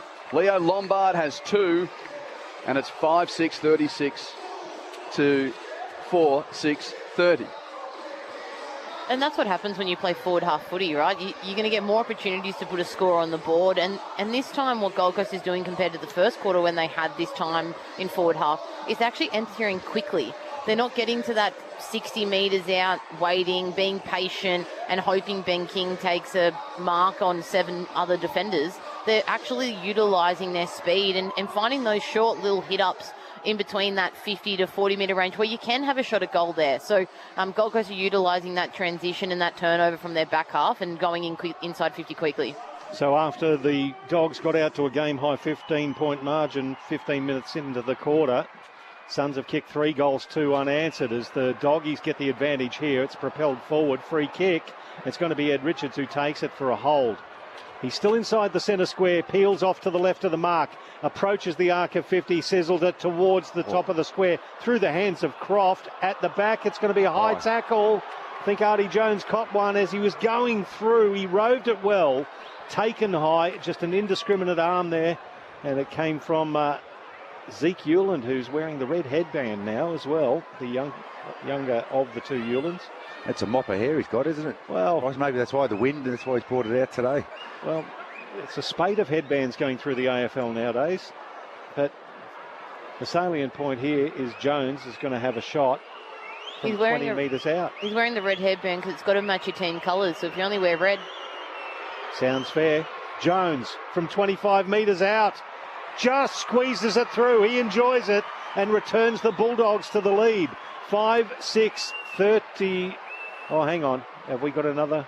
No, they're level. Oh, they are level. What are you talking about? They're not in the lead. He returns them to parity. Oh, to parity. Yes. Thank you. The scoreboard. Mm-hmm. Is that right, Jamie, about the headbands? Is that? Yes. It's true. That's ridiculous. The scoreboard just flicked over just then, Q. So 5-6-36. That's why I was confused.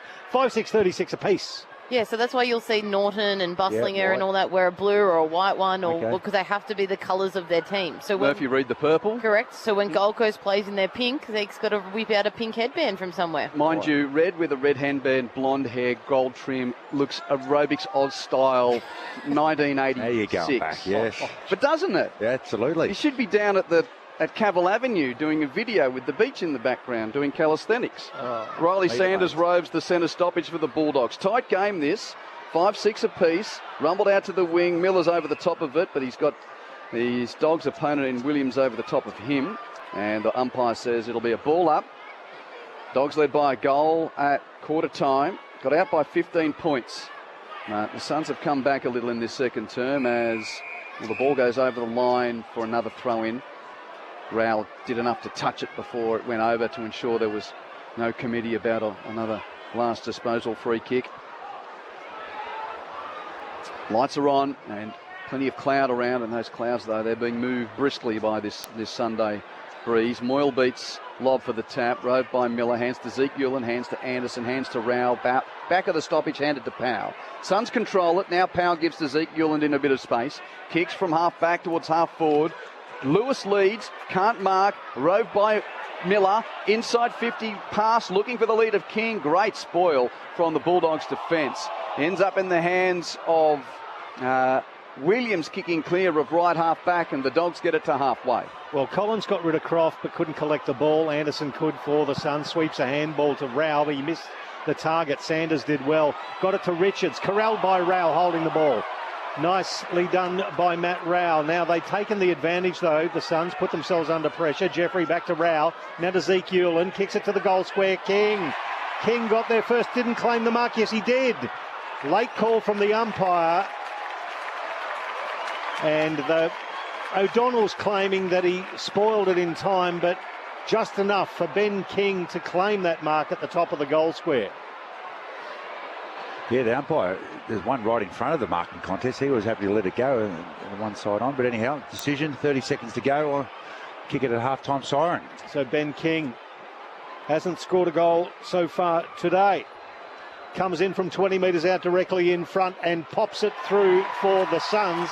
And they return to the lead.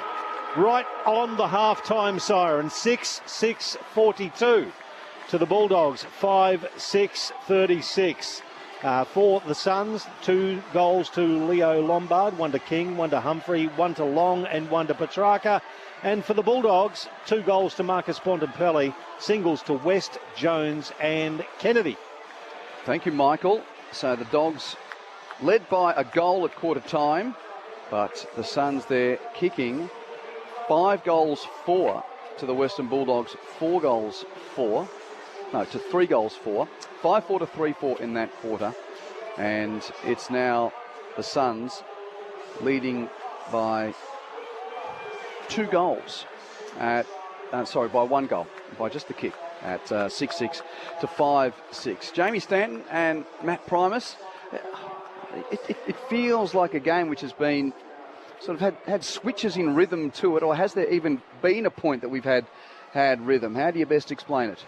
Yeah, once again, it was like the first quarter. The Bulldogs came out and owned the first 10 or 12 minutes, and then the last 10 minutes of that, I think the Suns had 6 inside 50s and they scored off every single one. So, as Jamie mentioned, they did some fast movement. They got some front half turnovers. They're dominating in the centre square. So all of a sudden, they look really strong 10 to 15 minutes, but no one's been able to really clinch the game and stamp their authority for a whole quarter. So an intriguing second half coming up. But the Suns, they looked no opportunity how to score in the first quarter and a half. They're going inside 50, but with no method, and that Bulldogs defence was right on top of them. But they're able to show what they're about in that last 10 minutes, and hopefully they'll take in some really good confidence with the way they finished off there. And I think in the last part of that 10, 20 minutes that we're talking about, the Doggies didn't take advantage of their spare behind the ball, so they deliberately pushed their winger back behind the ball, and then they brought their forward up to the wing. But in the first half, they were using that chip mark game and utilising that spare really effectively to make sure that they got up and out of their D50 to not allow Gold Coast that quick transition. As they got tired, they just started going with that quick kick method or that long down the line method, and without Sam Darcy and, Tim English playing behind the ball or playing closer to their goal, they just don't have that marking target to bring it to ground or, more importantly, take that clunk. So that's probably what the big change was in terms of Gold Coast were able to lock it in their front half because the Doggies weren't able to use an effective method when they had the spare behind the ball. Thank you, Jamie. Thank you, Matt. Gold Coast 5-6, Gold Coast 6-6, Bulldogs 5-6. If you missed the scoreline at the MCG, it was one-way traffic from the outset, and Hawthorn's margin in the end was 70 points. 5 goals for Mitch Lewis, 5 goals for Nick Watson, 34 possessions for Jarman Impey. A dominant day for the Hawks. They scored 18-14, 122 to Richmond's 6-16, 52. So good percentage booster for Hawthorn as well. That live ladder keeps us interested. That win for the Hawks, although they are in the asterisk, percentage doesn't count unless there's another draw, because they've had that draw against Collingwood. But what did they get up to? Pricey saw it up to 118, which is better than Brisbane and better than Adelaide. So if indeed those around them on the ladder do end up sharing the spoils in a game, that's helped Hawthorn today. Big victory for the Hawks, 70 points the margin. The Giants taking on the Bombers is still about 15 minutes away. They win that, they go into the 10Q. The Giants? Yes. Yes, they do. After St Kilda's loss against the Cats on Friday. Pricey, you've got the live ladder up there at the moment, haven't you? Yep. So even on premiership points, they're just outside the 10 from the Saints at the moment on percentage. But if they win today, the Giants, they'll be inside the top 10. So a call available on ABC Listen. We will keep you up to date here. And if you are listening around major parts of the network, we'll get to the team at Docklands for the back end of the call of GWS and Essendon. 2 games in the National Rugby League today. Down the road, we've already had 1 Gold Coast win. The Titans beat the Manly Sea Eagles by 38 points to 32. So it's been a tough season for the Titans. Rare victory for them. 38-32, Gold Coast over Manly Warringah.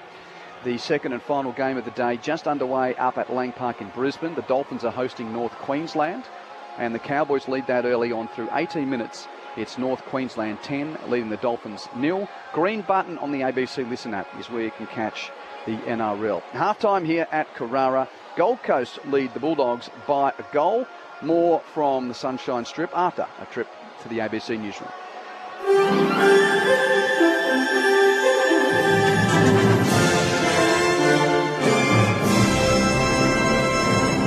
Hello, this is ABC News with David Rowlands. Iranian media say US forces have again targeted sites in the country's south and near the Strait of Hormuz in the 8th consecutive day of strikes and counter-strikes between the US and Iran. They say blasts have again been reported from Bandar Abbas near the Strait of Hormuz and from Sirik, also near the Strait, along with other sites. The attacks come as the US vows to swiftly punish Iran's Revolutionary Guard following an attack on a base in Jordan that killed 2 American service members and left 1 missing, with 4 others requiring hospitalisation. US Central Command says the latest strikes are designed to further degrade Iran's ability to restrict the traffic of oil tankers through the Strait of Hormuz. New South Wales Premier Chris Minns says Pauline Hanson's comments about the White Australia policy are deeply hurtful and completely untrue. The One Nation leader has blamed the end of the White Australia policy for migration issues in the country, suggesting migrants were purely for the welfare system. Senator Hanson made the comments during a controversial podcast appearance with far-right activist and convicted criminal Tommy Robinson in the UK.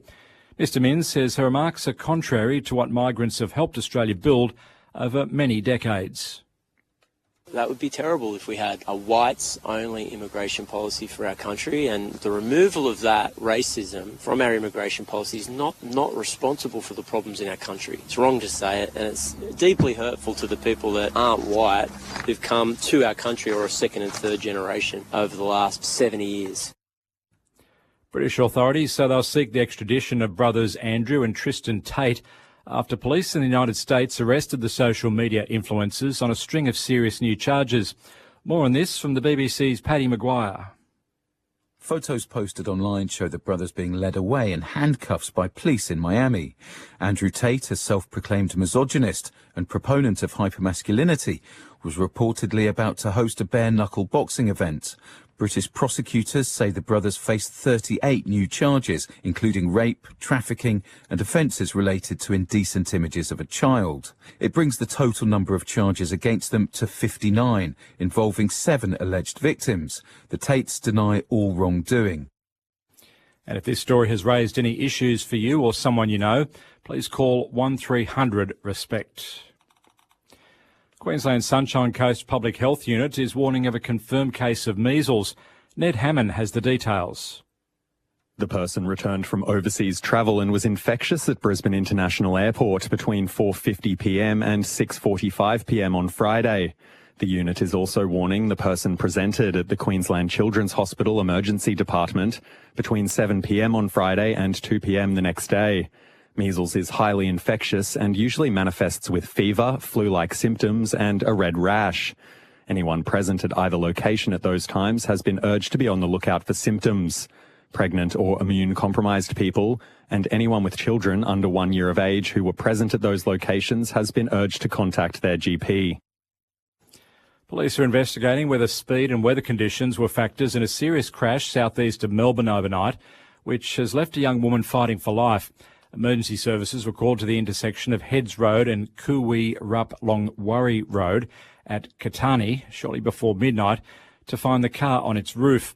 A family of 4 was inside. A young woman in the back seat was critically injured, while her mother sustained a serious head injury. The driver, a man aged in his 50s, and another daughter were taken to hospital with non-life-threatening injuries. Detective Inspector Mark Amos from the Major Collision Investigation Unit says they're still piecing together the circumstances of the crash. Cars travelling along Heads Road gets to the intersection of Longwarry to Kuwi Rup Road and has missed the stop sign, crossed Longwarry Road, left the road and launched himself off the side of the road and down into a drainage culvert that runs along the Longwarry Road. Canberrans have shivered through the coldest morning of the year so far. It got down to minus 5.8 degrees at the city's airport this morning and minus 5.7 degrees at Tuggeranong. The Bureau of Meteorology's Afrin Hussain says the frosty start to the day doesn't topple the record for Canberra's July, which was set in 2017. Our previous annual record was minus 8.7, so it's not quite reaching those records that we're looking at.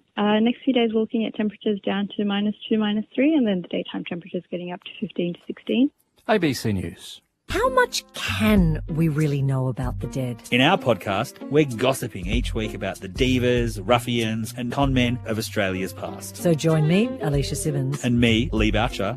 Search the Dead Can't Sue podcast on ABC Listen. This is the 2026 AFL Premiership season with ABC Sport. 65 from goal. Chips it to full forward. Kennedy will take the mark. Miller's down in back play. I didn't see how he went to the deck, but the umpires paid the grab for Matt Kennedy. He's hit it straight, and he's got it. Matt Kennedy kicks the goal for the Bulldogs. and they're out by 2 straight kicks. Powell ran on, received the hand pass, kicks to the pocket and sticky fingers from Long. Nice one flunk mark. 30 from goal, left forward pocket. Then Long opens up the angle for the right foot, snap punt, and he kicks the goal.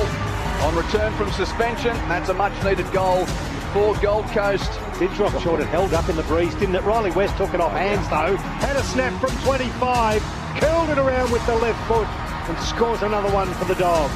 Here's Bailey Humphrey though. Suns need a goal. Dogs lead by 15 points. Humphrey hoofs it with everything that he's got. Great kick on the right boot. He's pumped about that. Launched from 55 and he punches his fist after that goal. A much needed lifter for the Suns. He ends up getting the ball back now, 70 from goal, kicks it towards the paint and finds Petrarca. He's at right half forward for the Suns.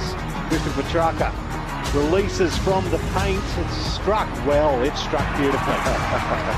Well, Matty Primus enjoyed that one, and the Suns fans did as well, as Petrarca has his teammates get all around him. Murray takes the mark for the Suns and quickly kicks back to attacking 50, and Lombard is there to mark 40 from goal. Lombard from 45, great strike, he's kicked the goal. Now to Zeke Hewlin, kicks it to the goal square, King got there first, didn't claim the mark, yes he did. Comes in from 20 metres out directly in front and pops it through for the Suns. The AFL on ABC Sport. On radio. ABC Sport Digital Radio. And ABC Listen. Stakes high at Carrara on this Sunday affair. Welcome back to Gold Coast versus the Bulldogs. My name's Quentin Hull and it's the Suns leading by a goal at half-time. 6-6 to 5-6. Doggies led by a goal at quarter time. I'm calling the action with Michael Price. Your experts this afternoon are Jamie Stanton and Matt Primus. You can get in touch on the SMS. We'd love to hear from you. Thoughts on the game, on anything around the place. 0437 774 774 is the number to get in touch. Best if you include your name and where you're texting from to give you a shout out. 0437 774 774. And mentioning the conditions throughout, T from Melbourne was wondering why we described the breeze as fluky. And you used other terms like swirling, inconsistent, tricky. So, and we've got a response. Cheers, I haven't heard fluky before and wasn't sure it meant anything more specific. I think it's just a colloquial term for a hard to negotiate condition of the day, the fluky breeze, Michael Price. And we've seen at times it affect kicks and at times not, which is, you take your chances with Mother Nature a bit today. It's far from, the gorgeous sunshine and picture postcard stuff. You wouldn't want to be down the beach today unless you had a kite. Well, there is, as we said before, there is a surf warning. There's a hazardous surf warning and a maritime wind warning as well. It is 18.8 degrees. It feels like 13 allegedly. So it's 54k gusts and 37 k's from the south, the wind. So it is all over the shop, but when it enters that open area, if you visualise Adelaide Oval, very similar, one opened end. So once it enters, it swirls MCG-like, but it's quite peculiar. And it leads me to somewhat a leading question to our experts, Matt Primus and Jamie Stanton. So, how much do we give the footy that we've seen over to the fact that the conditions are tough? Or are we just watching two teams who have been up and down this year? Because we're about to enter a really important half of football for these two clubs who have got a pretty tough fight on their hands if they want to ensure they play beyond regular season footy this year. There's a kick in it. The Suns are trying to break a 7-game streak and make the comments of their coach of last week in the heat of the moment even more silly, because they'd be right back in the fight for wildcard round, the Suns, if they can hold on here. Big half coming up. Yeah, it certainly is, Q. I think it's more the fact that both teams are just not hitting their straps and they're not in their greatest form. They're trying to get going, but I really like what the Suns have done. They've lead contested possession by 12, which they haven't really over the last 7 weeks of their losing streak. They're winning clearances by 11.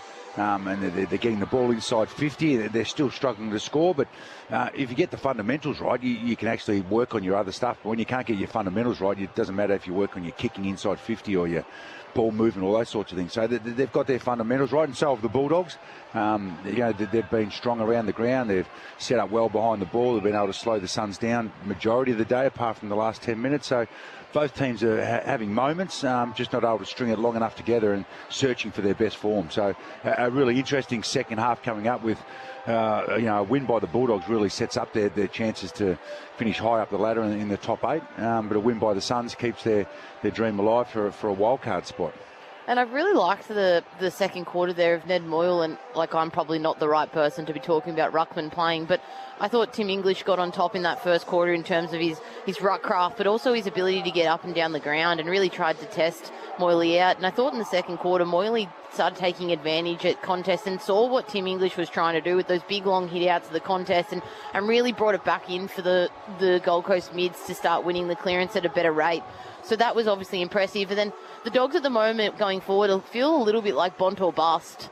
They do naturally anyway as a team, right? When we think of the Dogs, we think of Bontempelli no matter what. But especially today, he's their class. Ed Richards went down with a bit of an ankle early on, so he's been a bit quieter in terms of his impact.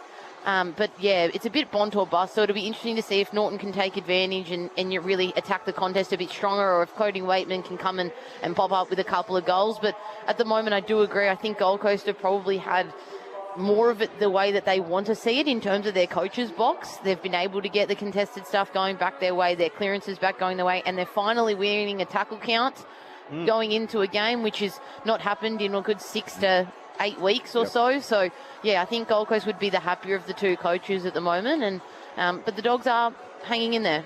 So plus 52, the disposals in favour of the Gold Coast. They're winning the contested possessions by 8. Clearances 23-11 in favour of Gold Coast, 28-19 the tackles. The hit-outs 22-15. The inside 50s 24-22. So they're leading in all categories, and they've got that lead on the scoreboard after trailing by 6 points at quarter time. They are in front by 6 points at half time.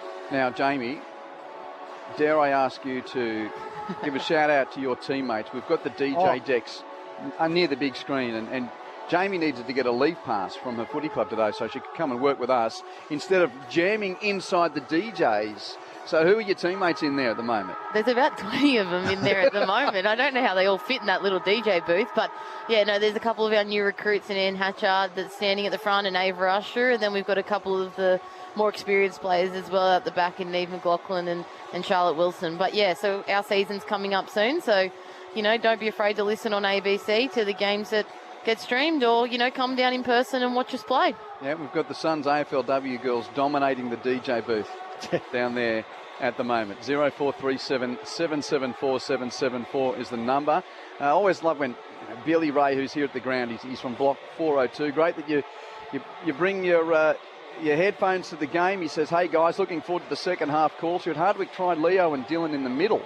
That's talking about a couple of the local boys, Leo Lombard and Dylan Patterson. Well, I don't know whether how would Dylan Patterson at 18 years of age and in his third game go in there? I don't mind a bit of the speed, but that's an actual area, part of the ground that they're dominating in so far, the Suns. So I don't think there's a change in there. They've actually got back to being a dominant centre bounce team in the first half against the Bulldogs anyway. Paul from Torquay asks our thoughts on that Joel Frazier situation. He was dropped, then reinstated due to the late injury to Tom Liberatore. I noticed his stats are great. What's Frazier done? Only a couple. He's had 4 touches. Are great or aren't great?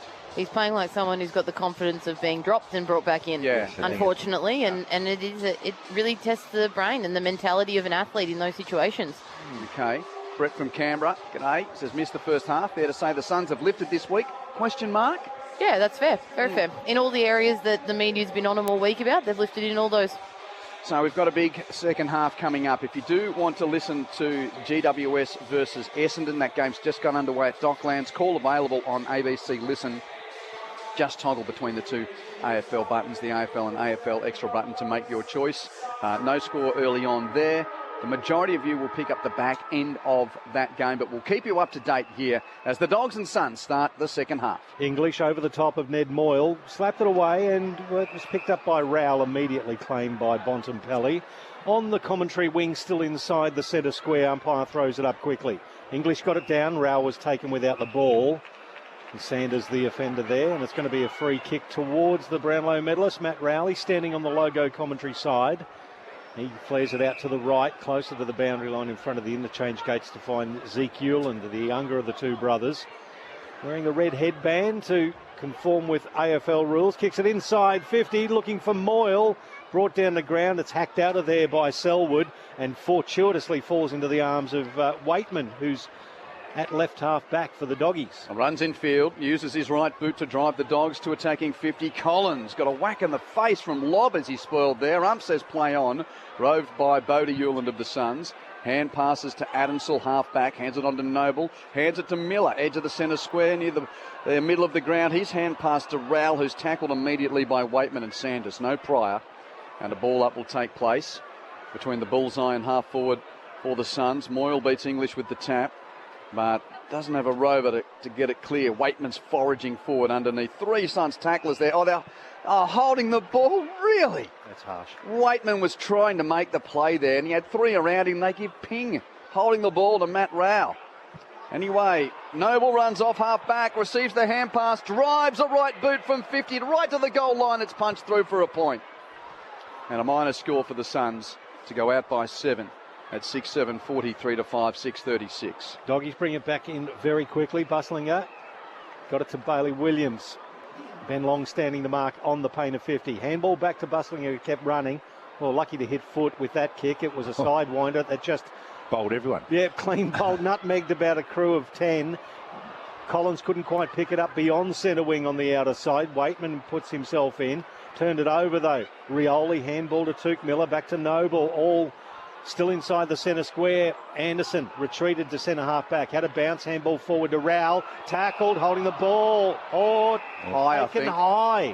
Well, geez, I don't agree with that one, but Matt Rowell probably does. He's got it and kicks it towards centre wing, commentary side. Zeke Hewland takes the mark. Dead set looks like he's out of the physical film clip from Olivia Newton-John today. Gives the hand pass to Powell. Powell with his right boot, long kick towards the pocket. King's in the chop, got a hand, couldn't take the mark. Selwood does enough to fumble it over the boundary line. Are you suggesting some woolen leg warmers are in play here? Tell me if I'm wrong. No, you're dead right. That's why I laughed. Rest in peace, Olivia. Yeah. But that's as they say, you've got to wear the coloured headband to go with the team's playing strip. Moyle taps down to Rowell. Given to said man. Zeke Hewland with a left boot to full forward. Big pack at the top of the square. Off hands West as the roving for the Bulldogs. Hands it to Selwood. His hand pass, hoping for Williams, is very tight to the post and the boundary line and out of play. I'm just checking the headband brigade of the Dogs. Well, they got white or blue, and I think Bustlinger's got more of a black headband though. Yeah. So interesting. Yep. Suns are in attack. Ball thrown in, a shallow throw in. Moyle's tap doesn't create much. Rowell immediately tackled off it by West. Bont picks up, gives it to West. He's tackled and lost it. Richards tries to get it to his boot and does, and pumps it clear of immediate danger. Oh, good contest, Sam Collins versus Rory Lobb. Collins wins out. Takes the mark, immediately centralises the ball to Bodie Hewland. He misses the target in Tuke Miller. Picked up by Sanders to the run of Artie Jones. He goes through the bullseyes. Probably had somebody to kick it to, but was confronted by Powell. He effected the kick as it tumbles inside 50. Collins got rid of Waitman, and it's picked up by Bodie Hewland. Back to Powell at left half back. His handball put Noble under pressure, holding the ball. Good tackle. Artie Jones did beautifully there, just tracking the ball. He's just in front of centre wing as the Suns set up pretty well in front of him. Now there's a free kick and it's gone to the top of the goal square. Mac Andrew versus Norton. It's going to go to Norton, 30 metres out directly in front. And once again, the Doggies take the opportunity to get in the face of Mac Andrew and say, how about that one? Well, what's he done this time? I'm not sure, but geez, it was great for Marty Jones, wasn't it? Because he messed up that kick when it should have just been a goal to Norton over the top, and then fixed it up and won it back. He pushed Norton on the side and he fell over. Yeah, a little bit of World Cup action in that one for Aaron Norton, but a bit of the Cam Rayner Geelong type of scenario from last year, isn't it? Aaron Norton comes in from 30 metres out, and maybe the footy gods have spoken. He's poked it in for barely a behind. 43 plays 37, back to a 6-point margin in favour of the Suns. There's two disappointing misses. He missed one at the other end of the ground that was close by. Just poking at them, lacking a little bit of confidence in front of the big sticks. Boundary hugging inbound from the Suns. Kick to Powell in the pocket. He to Adamsall at right half back. Now kicks infield. Skipper Anderson there to grab. Kicks infield on the 45. Miller marks just forward of centre half back and completes the transfer with a kick to the Nerang River side. Marked by Noble. Plays on with a hand pass to Andrew. Andrew kicks the Suns in the leading direction of Long. Nice fist from Karmas to punch it away from him. Out of play for a throw in. Dogs led by 6 points at quarter time. Suns by that same margin at half time. And with both teams having added a minor score in this third term, it's a goal the difference. Gold Coast trying to snap a 7-game losing run. Boundary throw in. English and Moyle share the ruck. Underneath, McNeil can't get clear. He's tackled by Rowell and the umpire will ball it up. So it's going to be between centre wing and left half forward for the Suns on the outer side of the ground here. English did well and then had to get down and dirty to get his own ball. He's got it underneath him. Rowell tackled. There's Bontempelli intervened though. Gave the handball backwards to Richards. He gets onto the left foot and kicks it towards Lobb. Spoiled by Powell. Beautifully rowed by Waitman. Knocked off his kick as he put it inside 50. It's going to bounce towards the boundary line and it goes over in the right forward pocket. So it will be a throw in adjacent to the behind post as all of the players on the field just make their way down into the forward 50. Every player on the paddock forward of the centre circles as we speak. It's a very congested forward 50 for the Doggies. Umpire will throw it in. It's going to be Rory Lobb versus Ned Moyle. Lobb got in the front position off the knee of McAndrew. Collins roved it and handballed it to Anderson, and his kick in midair went to Selwood. Selwood cuts it off and puts it to half forward and finds Hines. He's still 60 from goal. Still congested inside forward 50. Pokes it to the top of the square. Oh, Norton! Big pack grab from Aaron Norton. That is a ripper in these conditions. He takes it 20 metres out, slide angle to the left. And more the pack buster than the high flyer that we come to know from him. That was a beauty. Beauty. I thought Collins had his name all over there for this ball, but got a bit of a block. And, yeah, that's a strong jump and mark. Oh, that and was he finish it off, though. Massive pack. He's, as you said earlier, Matty, he's missed a couple of kicks he would normally take easily. This one, straight through the middle, honours the mark he took. And we're back to parity again, 6-7-43 apiece. 8 minutes gone of the third quarter here at Carrara. Well, they look strong, the Bulldogs, Jamie, like the Suns do. They get the ball inside 50. If they can hold it in there, they can get some repeats and score. Just whatever team determines who can get that hold in, that's the only way both teams are scoring, though, isn't it? Sort of the front half turnovers. But, you know, the Suns started well the first 3 or 4 minutes, and then, like the game's been, then the Bulldogs have answered back for a strong 5 minutes their way. And it's funny, it's towards the wind end or the open end of the Carrara Stadium here at the moment that each team looks probably better going inside 50. Gold Coast again have gone back to that long, slow approach down the closed off end, and now the Dogs are going back to the open side, fast play, ball movement as well. So it's interesting. I wonder if the wind will play out in terms of the winner as well. Jamie Stanton and Matt Primus with you for Sunday Footy on ABC Sport. Centre stoppage.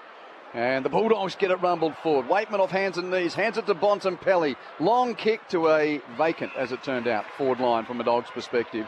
Oscar Adams gets back to take the grab in the right back pocket for the Suns. Chips a short ball to Collins. And he's looking forward. The Dogs are very well set up in front of Sam Collins.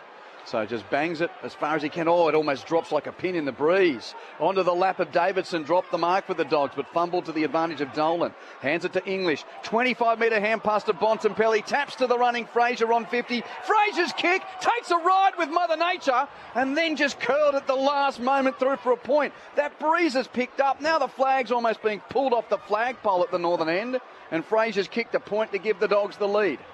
Yeah, just watching that long down the line then, Jed Walter just didn't want to compete. Now, I'm not sure what his stats are, Q, but it feels like we haven't called him at all, but he's got to be a stronger presence for those long down the line kicks. He's had one touch, that was a handball. Yeah. So, ball's in the arms of Jai Murray at the moment. He's still inside defensive 50 at right half back for the Suns. He elects to go long towards the commentary wing. Moyle brought it down cleverly, but it was rowed beautifully by Bontempelli. Through hands, it went backwards from Williams and then back to Bustlinger. There you go. Jed Walter got involved with the tackle of Bustlinger, who put it out of bounds on the full right in front of the ABC Sport commentary box. Will Powell will take the free kick. Nobody's standing the mark per se. So Powell pinches an extra few metres and then goes long to right half forward. Oh, Walter took off. You mentioned him. He's been involved twice in 30 seconds. Off hands, it goes over, and it will be a throw in at right half forward. But no, umpire said that Joel Jeffrey was pushed in the back in that exchange, so he gets the free kick, 60 from goal. And his opponent standing on the boundary line. He kicks it long towards the goal square. Big pack flies front and square. Fraser, handball to Richards. He's confronted by Rowell and gets a inside-out torp away. Waitman did well at ground level. It's coming backwards. Murray kicks it to the commentary wing to Collins. On halfway, kicks into the bullseye where Mac Andrew marks. He's the most defensive man on the ground, though, for the Suns. Every other player's in front of him. Has to kick wide to the half-forward flank. Bodie Hewlin marks despite the late attention of McNeil. Bodie's got it, a kick and a half from goal. Dogs lead by a point. Measured build-up here for the Suns. Low kick from Hewlin, intercepted by English, who gets to the front of the pack at the top of the goal square to mark uncontested for the Bulldogs. Chips to O'Donnell in the left back pocket. Takes the mark and has to hold up. Well, it's becoming a bit of a chess game in these high stakes and tough conditions. O'Donnell's kick beyond defensive 50. Off hands, Jones roves for the Bulldogs. Hands to Waitman. Tumbles a rushed hoping kick into the attacking 50. Norton's well behind Collins. Collins gets there first. Gathers calmly for the Suns. Hands it to Andrew. Andrew kicks to left half back and Bodie Hewlin takes the grab. So well saved there by Sam Collins as Hewlin kicks it to his brother Zeke at left half back outside the arc of 50. He goes for the little 45 kick to honour the lead of John Noble. He's on the point of the centre square at left half back. Or dangerous aggressive kick across to Oscar Adams. It was a free kick against Croft. Adams was rewarded, so he gets the ball back. Handball to the run of Powell. Nicely measured kick to the run of Bailey Humphrey. 60 from goal. He kicks it to the top of the square. Oh, Lombard with an unrealistic attempt. Oh, and not paid. Free kick to the Dogs. It's going to be picked up, and a high shot went to the Suns. And it is that man, Caleb Lewis, who was taken high. I thought Lombard's takeoff there, he jumped on top of the pack and didn't quite get his hands to the ball at all. Regardless. Can you pay unrealistic when you take out your own teammate? Yeah, he got Walter, didn't he? He sort of took mostly Walter and a little bit of Bustlinger in there. Regardless, Caleb Lewis, his first game for the Gold Coast Suns, the 22-year-old, will have a shot from 25 out, slide angle to the left.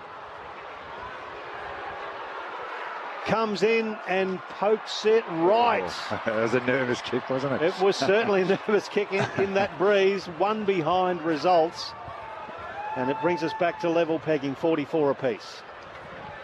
Quite the journey to his first AFL game. Among his footy journey, a half dozen games in the VFL for Footscray. Caleb Lewis as Bramble kicks in for the Bulldogs. Nice kick to left half back. Norton takes a clean clunk mark against Collins. Plays on with a kick beyond the wing. And McNeil's run hard to present. Marks and kicks infield. It's intercepted by Mac Andrew. The chip was looking for lob, but Andrew put up his dukes to first parry it away, but then he completed the grab at right half back. Suns ball. His kick's a turnover though. Hoping for the lead of Collins. Jones intercepts to mark for the Dogs forward of the wing. Kicks infield. Richards marks. Plays on. Left foot kick to the pocket. Over the head of Croft. And out of play it goes, with Andrew completing the tackle. Just got aggressive on Dolan there, not much in that. Bulldogs 6-8-44, Suns 6-8-44. Quentin Hull, Michael Price, Jamie Stanton and Matt Primus bringing Sunday footy on ABC Sport to you from Carrara on an overcast and blustery afternoon. Clean possession lob from the throw in, hands it to Richards. Left foot, outside of the boot, snap from 40. Great finish from Ed Richards to put the Bulldogs back in front. Wonderfully executed kick. And Richards has his first of the afternoon. Dogs 7-8, Suns 6-8. 15 minutes, third term. Well, they just can't stop them when they get the ball inside 50 this quarter, Jamie, the Bulldogs. Whether it's a stoppage or or pressure their kicks out of back 50. I think Collins has been outstanding in there, but he got caught up the ground from the Mac Andrew turnover and then wasn't able to have any influence with the contest there. It's at the moment it's a team whoever can lock the ball inside 50 looks like scoring. Yeah, and again, another forward 50 goal. It's 3 for the game, and it's just great ruck craft by Lobb, right? Playing on, they're both Undersized technically ruck, second rucks in terms of Walter, but great craft, and then pops it to Richards, who's the only one moving at the stoppage again, which we spoke about earlier. Just noticed Noah Anderson there admonishing a couple of his midfield teammates in that exchange. Off hands out of the middle, Bontempelli. It's a beautiful long left foot kick to the top of the square. Collins spoils Norton. Front and square, Rioli tried to get away, tackled 3 times holding the ball. He was like a pinball bouncing from bumper to bumper, and eventually they got Dan Rioli. 40 out directly in front. The Doggies will get a free kick, and it's going to go to Matt Kennedy. That's a great sign for the Bulldogs coaching staff, though, in terms of outnumbering at the source in the contest. The Doggies' numbers just turned up. There was no red jumper other than Rioli's around that ball. As the camera kept moving, you just saw dog after dog after dog and no Suns around. There was an 8 forward 50 tackle, and it certainly produced a few shots on goals for them today. The man on the mark standing 40 metres out directly in front, Matthew Kennedy, has one in the bank for the Dogs. Strikes it from 45, and that is a magnificent conveyance from Matt Kennedy. Got his second and extends that lead to the Doggies to 2 goals. 8-8-56, plays 6-8-44, and we've played 17 minutes of the third quarter. And it's a work rate too from the stoppage, right? Kennedy's he runs up to the back end of the stoppage in terms of the centre bounce, and then he works his bum off to get back to that their forward 50 entry, while the Gold Coast mids aren't tracking with them, and the high defender's got the wrong side of the ball. So it's just really elite work rate from the Doggies players. Jed Walter just spotted going down the race. I don't know what's affecting him at the moment, but we'll keep an eye on that one too, Q. A bit of a HIA perhaps test after that big collision. Well, he's only had the one touch, as we mentioned. Jed Walter not really having an impact so far today. Dogs with the last 3 goals in the game. The only 3 goals of this third term. Centre stoppage. It's on the deck. Frazier's foraging forward. Taps it to the advantage of the Bont. Clearance coming up for the Dogs. Hands it to Sanders. Sanders from the bullseye. Kicks to half forward. Arthur Jones controls the half volley. Hands it back to Sanders, who dropped it. Got the speed wobbles and the ball spilled out of his hands. Cleaned up by Rioli of the Suns. Hands to Adams. Hands it on to Zeke Yule, his kick around the wings. A bit of a scrubber. McNeil's over for the Bulldogs. Lost it though. Zeke Yule comes in to win for the Suns. Hands it through Anderson. Now to Petrarca, who's wrapped up by Fraser. Threw that out. That's a netball pass. And the umpire saw that. That is a free kick. Chris. Well, it was, Stanto. Can I describe it any other way? No, I just watching the replay. That was elite with the netball pass in my head and saw the replay. I was like, that's great commentary. Fraser from halfway. Kennedy flies in the pocket. And the Colin Gully kid gets skyscraper high on the coast. Great mark from Matt Kennedy, who'll line up for back-to-back goals. Who was the stepladder? Who was the stepladder there for Matt Kennedy? Bodie Hewland, I think, he's sort of coming back. Great fly. And the move is being made in the game for the Bulldogs here. Previous biggest margin either way was 15 points when the Dogs kicked the first. Well, they got out by 15 in the second quarter, but this for a 3-goal lead. And Matt Kennedy for his 3rd goal. He completes the business. Mark, tick, kick, tick, goal for the Dogs. He's got 3. And it's the Bulldogs 9-8 leading the Suns 6-8. 19 minutes third term. Yeah, all built around the contest. The centre bounce is now 6-5 Bulldogs way when it was 5-2, I think, at half time. They were plus 14 in the contest. They're now plus 6 this quarter, the Bulldogs. Their tackle pressure is great and they're getting the ball inside 50. So they are at the moment winning first possession, out hunting the Suns, and then when they're getting inside 50, all of a sudden they look super dangerous. They've got options aplenty, and if it doesn't work for them, the Suns don't have an outlet. So a really important 3 or 4 minute period here for the Suns if they want to make sure this game doesn't get ahead of them to get the ball back inside 50. Big movements here, but just hearing reports that Tasmania has basically decided its man. They are on the brink of making an announcement that Ken Hinckley will be the inaugural Devils coach. More to come. That's a big call. seem to remember Kelly Underwood being one of the first to actually say that on ABC Sport as the whistle goes, as the ball's propelled forward for the Doggies. Suns fans won't like it. It's going to go to Dolan. He's still inside the centre square. He's got people on in the pocket. He fires it in the Davidson direction. The double grabber didn't work. McAndrew at ground level gathered it, and Davidson in turn gathered him. 30 metres out, right forward pocket. It will be a ball up in the Dogs forward 50. Umpire throws it up very quickly. Slapped down through the hands of Petrarca now. He kicks it. Oh, it's an awful kick. He was looking for a couple of teammates. He's turned it over, and big Rory Lobb accepted it with glee. 25 metres out, directly in front. Unfortunately, that's the Gold Coast season at the moment a little bit. Like, we were speaking about how good they were at halftime with the contest work, and then come out in this quarter and they slip on it, and Petrarca's kick is exactly what the season looks like for them. And Lobb does what his name suggests and lobs it over the goal umpire's hat for another goal for the Doggies. They extend that lead out to a game high. 24 points, 10-8-68 to 6-8-44. 22 gone in the third quarter. Jamie Stanton and Matt Primus. And meanwhile, I'll just give a score from the Docklands. That game's getting underway close to quarter time. Not high scoring. Giants 2-3. Bombers 1-3. Early on there. You can hear it on ABC Listen.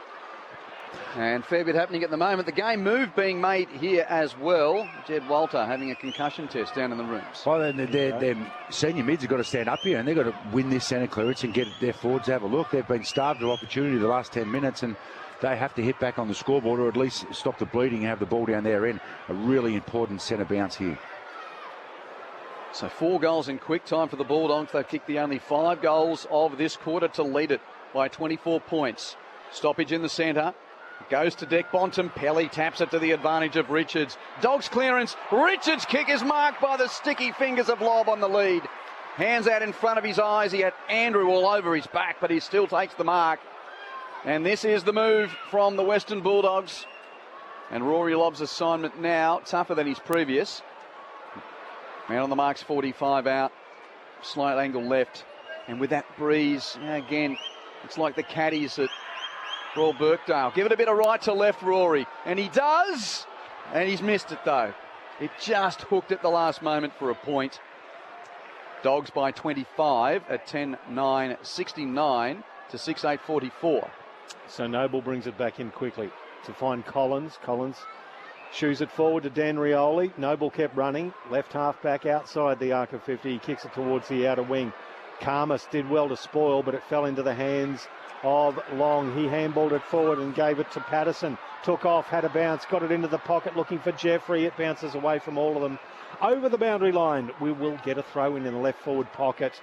The Suns in attack and trailing by 25 points with about 23 and a half minutes gone of this third quarter. The Carrara crowd willing their side to get back into this contest. The Doggies have stolen away from them in the last few minutes. Throw in, shallow. Moyle got it down. Karmas tackled as he got rid of it into the arms of Moyle. His handball backwards to Lombard. Took him on and then threw it away. Got away with it though. Artie Jones takes care of the Suns player who picked that ball up and got absolutely hammered. It was Adensel. So we'll see a ball up 45 metres from the Suns goal. They're desperate for a score here. Petrarca fumbles the attempted rove. Still on the deck. Rao's hands are clean though. Picks up, hands it out the back to Adensel. Given to Miller. Under pressure. Hand pass to Rioli in space, but he's 70 from goal at left half forward. Hands it back almost to the wing for Andrew. Now finds some space and booms a right foot kick deep to the pocket. King's got 2 to beat. Got a hand, couldn't mark. Lewis Roves, the first gamer, his kick is smothered. Now has to play tackler in the pocket to lock it up and does. Great work from Bramble there to force the neutral. Ball quickly thrown in the air. English taps down boundary side. Sanders, a deft little touch, the advantage of Williams, who booms a 60-metre Hoper clear to the wing. Gathered by Artie Jones, has a bounce. Rioli chases him down and makes the tackle, holding the ball. Oh, some speed there. Wasn't there? What? That was like the stall gift on the outer side of Carrara. Comes back to Tuke Miller now. Handball off to the run of Will Powell. Sells the dummy to Riley Weston and delivers a nice pass to Petrarca. Still inside the centre square. Just forward to centre wing though. Kicks it towards the top of the square. Moyle got his hands to it. So did Karmas, who read it beautifully off those hands, gathered and kicks it towards Lobb. He spoiled it away from Oscar Adams. It's going towards the boundary line. Adamsall can't keep it in. It will be. Great decision from Lobb then. Great decision. You know, try and mark it. The ball stays at your feet close to the Suns' 50. Just spoil the ball and get a throw and reset for the last 2.5 minutes of the quarter. It will be a throw in at left half forward for the Suns. The umpires were conferring there. Dogs have kicked 5 goals for to 2 behinds in this quarter. Boundary throw in left half forward for Gold Coast. Lombard underneath. Hands it to Petrarca. Petrarca wants to 45. They need him now. He's missed it left. The star recruit just errant on the near side. Dogs by 4 goals at 10-9 to 6-9. Close to 3/4 time. So bring the ball back in. It's Buslinger. Walks out to the right back pocket. Under a fair bit of pressure, he kicks it out of bounds on the full. He was looking for Cooper Hines. It went above his head over the line. It will be taken there by Touk Miller. Short of left half forward. Again, just about every player on the paddock in front of him. He gets to the right of the mark and launches a long one to the top of the square. Big pack flies. Karmas was the first to get there. Got it backwards. Now it's a little bit of volleyball. Leo Lombard has it. Handball back over to Patterson. Has a flying snap. He's kicked it out of bounds on the full. Doggies will get the free kick in the right back pocket. They're leading by 4 goals late in the third term. Oh, dare I say it, but does this game look done? It's been 15 minutes of good footy from the Dogs. It's almost knocked the wind out of the Suns. We'll get Jamie and Matt to think in a moment. Oh, it doesn't help, though, if you give a hospital kick in field. Williams put heaps of pressure on Caulfield there. Turn it over. Petrarca comes through or drops it near the boundary line. Play on. Caulfield picks up. Hands it to O'Donnell, who will kick clear from full back. No one there for the Bulldogs on the left half back flank. Noble gathers for the Suns. Hand passes to Zeke Euland. Has a bounce on 50. Centering kick to full forward. Walter Flew couldn't mark. On the ground. Sanders had it for the Bulldogs. Lost it. Goes again. Pack forms. Umpire lets them play. And now says mine. I think 11 of the 16 goals have been kicked the way the Bulldogs are. So I think that's the hope that the Suns can get going in the last quarter. Umpire throws it up adjacent to the goal square. It was nicely rowed by Bontempelli. It's a sky ball, though, under pressure. Nicely taken by John Noble. 35 out. He's on a very tight angle to the right. Okay, let's do that stat. So it's, 12 of the 16 goals to the left of screen. And could be 12 or 17. Yeah, and the Suns to go with the so-called breeze in the last turn. So this will be interesting from this angle. So we're right behind John Noble. Only 7 goals for the year, 18 over his 154 game career. He lets go from 35. He starts it right and it doesn't move. It just perfect more bisection of the goal and behind post. So they move 1 point closer. It's 23 points the margin. The Doggies lead. As Williams strolls towards half-back on the kick-in, spots up the target, marked by Croft, hands it back to Williams. Long kick towards half-forward. Lobb's got 2 to beat and can't. Suns on the rove. Adamsall with the hand pass to Powell and defensive 50. Kicks across the face of goal to the opposite flank. Marked by Zeke Euland. Plays on with a kick to the wing. Rioli's got space to mark. He's got Jones chasing again. This time Rioli gets the kick away before he's tackled, and Lewis sprawls to take the grab. Time's on the fly. He's only got about 5 or 6 seconds. Kick and a half from goal. Lewis with a high ball to full forward. Needs a mark. Siren beats him. Just. Mind you, Ben King had 4 to beat in that contest that the Sherrin was headed towards. And that is 3/4 time at Carrara, and a dominant quarter for the Western Bulldogs. They trailed by a goal at half-time. They go to 3/4 time with a 23-point advantage. Western Bulldogs 10 goals, 9-69 to Gold Coast's 6-10-46. Matt Kennedy's kicked 3 goals. Marcus Bontempelli has 2 goals. And there are 5 single contributors. Rory Lobb, Riley West, Ed Richards, Arthur Jones and Aaron Norton. While for the Gold Coast, they've kicked 6 goals, of which Leo Lombard has kicked 2. And singles for Christian Petrarca, Bailey Humphrey, Ben Long and Ben King. So just to reiterate, scoring end is where the Suns will be going in this last quarter, even though they trail by 23. What did I have it at? 12 of 16. So 12 of 16 goals have been kicked to the northern end that the Suns will kick to in the last quarter. If there are Suns fans out there hanging on to some hope, and perhaps just to put a nerve or two in the belly of the Doggies fans. Earlier today at the MCG, 5 to Mitch Lewis, 5 to Nick Watson, 18 goals in all for Hawthorn.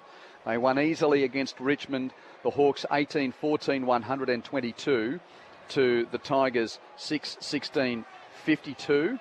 Meanwhile, the game at Docklands is underway with Essendon hosting Greater Western Sydney. I fancy that's just gone to quarter time because I've got ads on my screen. Yep, I've got the score for you though. Bombers lead by a point at quarter time there. Essendon 2-4-16 to the Giants 2-3-15. Call available on ABC Listen now if you want to hear it. The majority of you listening to this broadcast through local radio are going to go to that game once we wrap things up here. 2 games in the National Rugby League today. Win for the Titans down the road at Robina. Gold Coast 38 beat Manly Warringah 32. And into the second half at Lang Park, the Dolphins hosting the North Queensland Cowboys.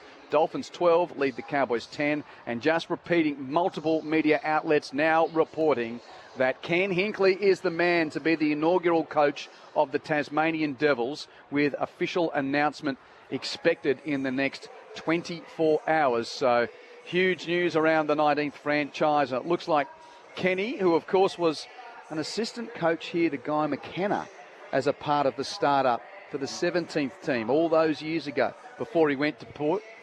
So he knows a thing or two about the startup, Kenny Hinkley. Many waters gone under the bridge since then, but it looks like he is going to be the Devils coach. Big game to finish here though. Dogs by 23 points at 3/4 time. Sunday footy on ABC Sport. Where do you take the ABC Listen app? On the bus. Walking the dog. Pookie. On my bike. Take ABC Local Radio with you wherever you go with the ABC Listen app. This is the 2026 AFL Premiership season with ABC Sport. Pokes it to the top of the square. Oh, Norton! Big pack grab from Aaron Norton. That is a ripper in these conditions. This one straight through the middle.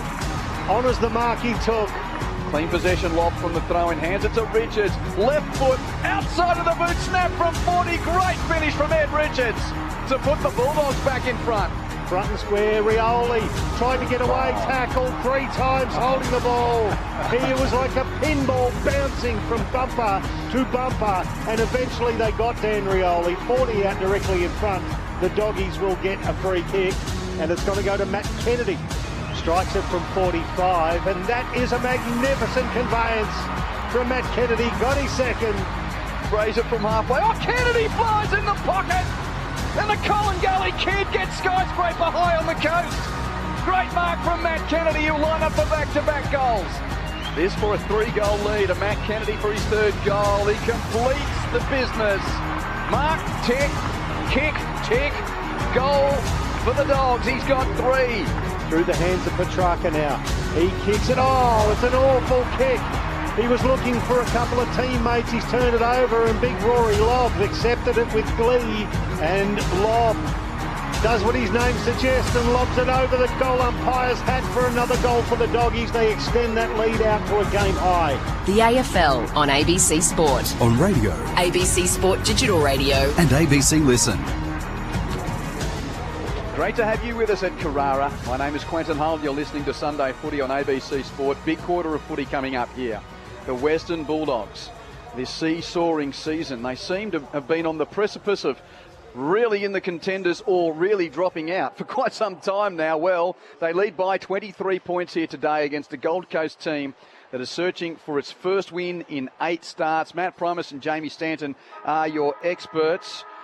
What are we going to see in this final quarter? And just reminding you, the Suns will be kicking to the northern end in this last quarter, where 12 of the 16 goals in the game have been kicked to that end. Well, it's going to come down to the midfield battle because the Suns had been on top till half-time, but the Bulldogs' mids, not possession-wise, but just clearance and contested possession, dominated in there, and that gave their tall forwards all of a sudden lob. Kennedy, Norton started marking the ball and having shots on goals, and they were able to get the scoreboard ticking over. The Suns didn't look like being able to get the ball inside 50 for the majority of that quarter. So can they get back on top in the centre bounce area, get the ball down and give their forwards who, that last 15 minutes of the second quarter look really dangerous. But the Bulldogs have certainly got some momentum. They've got the blueprint of what they need to do. They were terrific in that third quarter, just contested possession and taking away the ball from the Suns midfielders. Can they replicate that again for another 20 minutes and walk away with a great victory and solidify their finals? And the Doggies will put one behind the ball with the wind going on, so it'll be interesting to see if Gold Coast can use their spare at the stoppage more effectively and therefore get some score on the board. Started with Ned Moyle getting the ball forward. It was picked up by Fraser, and he was pinged by big Ned Moyle and holding the ball. So the ruckman takes the kick quickly, lobs it towards the goal square. It's well spoiled by Karmas. Front and square was Cooper Hines, and he's immediately claimed and tackled. The umpire will throw it up 25 metres out directly in front of the Suns' goal. Moyle down to Petrarca. Flicked the handball out to Long. Long through traffic to Rao. Rao's kick semi-smothered. Lands in the arms of Moyle. He just drops it. Picked up by Karmas. He's tackled into the ground by Long and will do it all again. Umpire will throw it up 20 metres out in front of the Suns' goal. Thrown in the air. English and Moyle tangled. Richards Roves got taken high by Petrarca. Free kick for Ed Richards at the stoppage for the Dogs. Quickly chips it to safety. English in the right back pocket. Marks and hand passes to the running Williams. Has a bounce on 50. Walters tracking him. Made the tackle. Got it rid of it just in time. Williams hand pass out the back to Buslinger, who cleans up and chips to Cooper Hines. Takes the mark for the Dogs just beyond right half back. Called to play on. Short kick to English. Oh, goes through his fingers, English, but he cleans up his own robe. Rioli tackles him, hands it out the back to West. West hands it infield. Space for Fraser to gather. Swivel and boot deep to the pocket for the Bulldogs. On the head of Kennedy, spoiled away by the Suns' defence. Collins Robes, hands to Bodie Uland. Hands to Powell, who hands it to half-back for Murray. Murray onto Rioli, all by hand as they rumble it to the wing. Picked up by Powell. Hands to Petrarca. Hands to Zeke Uland on halfway. Oh, miss hits the kick off the outside of the boot to attacking 50. Sets a task of Walter, who got it with an awkward bounce evading Buslinger. Walter kicks to the pocket. King marks. It looked great, got wobbly, but in the end it's Ben King having a shot in the right forward pocket. There's a strong mark. Well, he had a smaller guy trying to defend him the ball, but Bright coming back on him, arms over the top, a really strong mark. And wow, he hasn't had the kicking boot on tonight, Pricey, but hopefully he nails this one. He's going for the left-footed snap from the right forward pocket. Ben King. Oh. He's missed across the face. What did he kick heading into tonight? He was 47-16, wow. And now he's kicked 1-3 for the day. Yeah. Usually a dead-eye Dick as the Bulldogs bring it back in. Richards did beautifully and gets it to left half-back. Finds Rory Lobb. He's held up. Suns have set up well in front of him.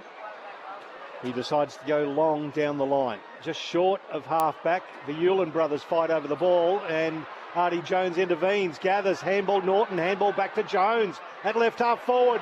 Beautiful pass into the lead of Riley West, who takes it 40 out. Plays on.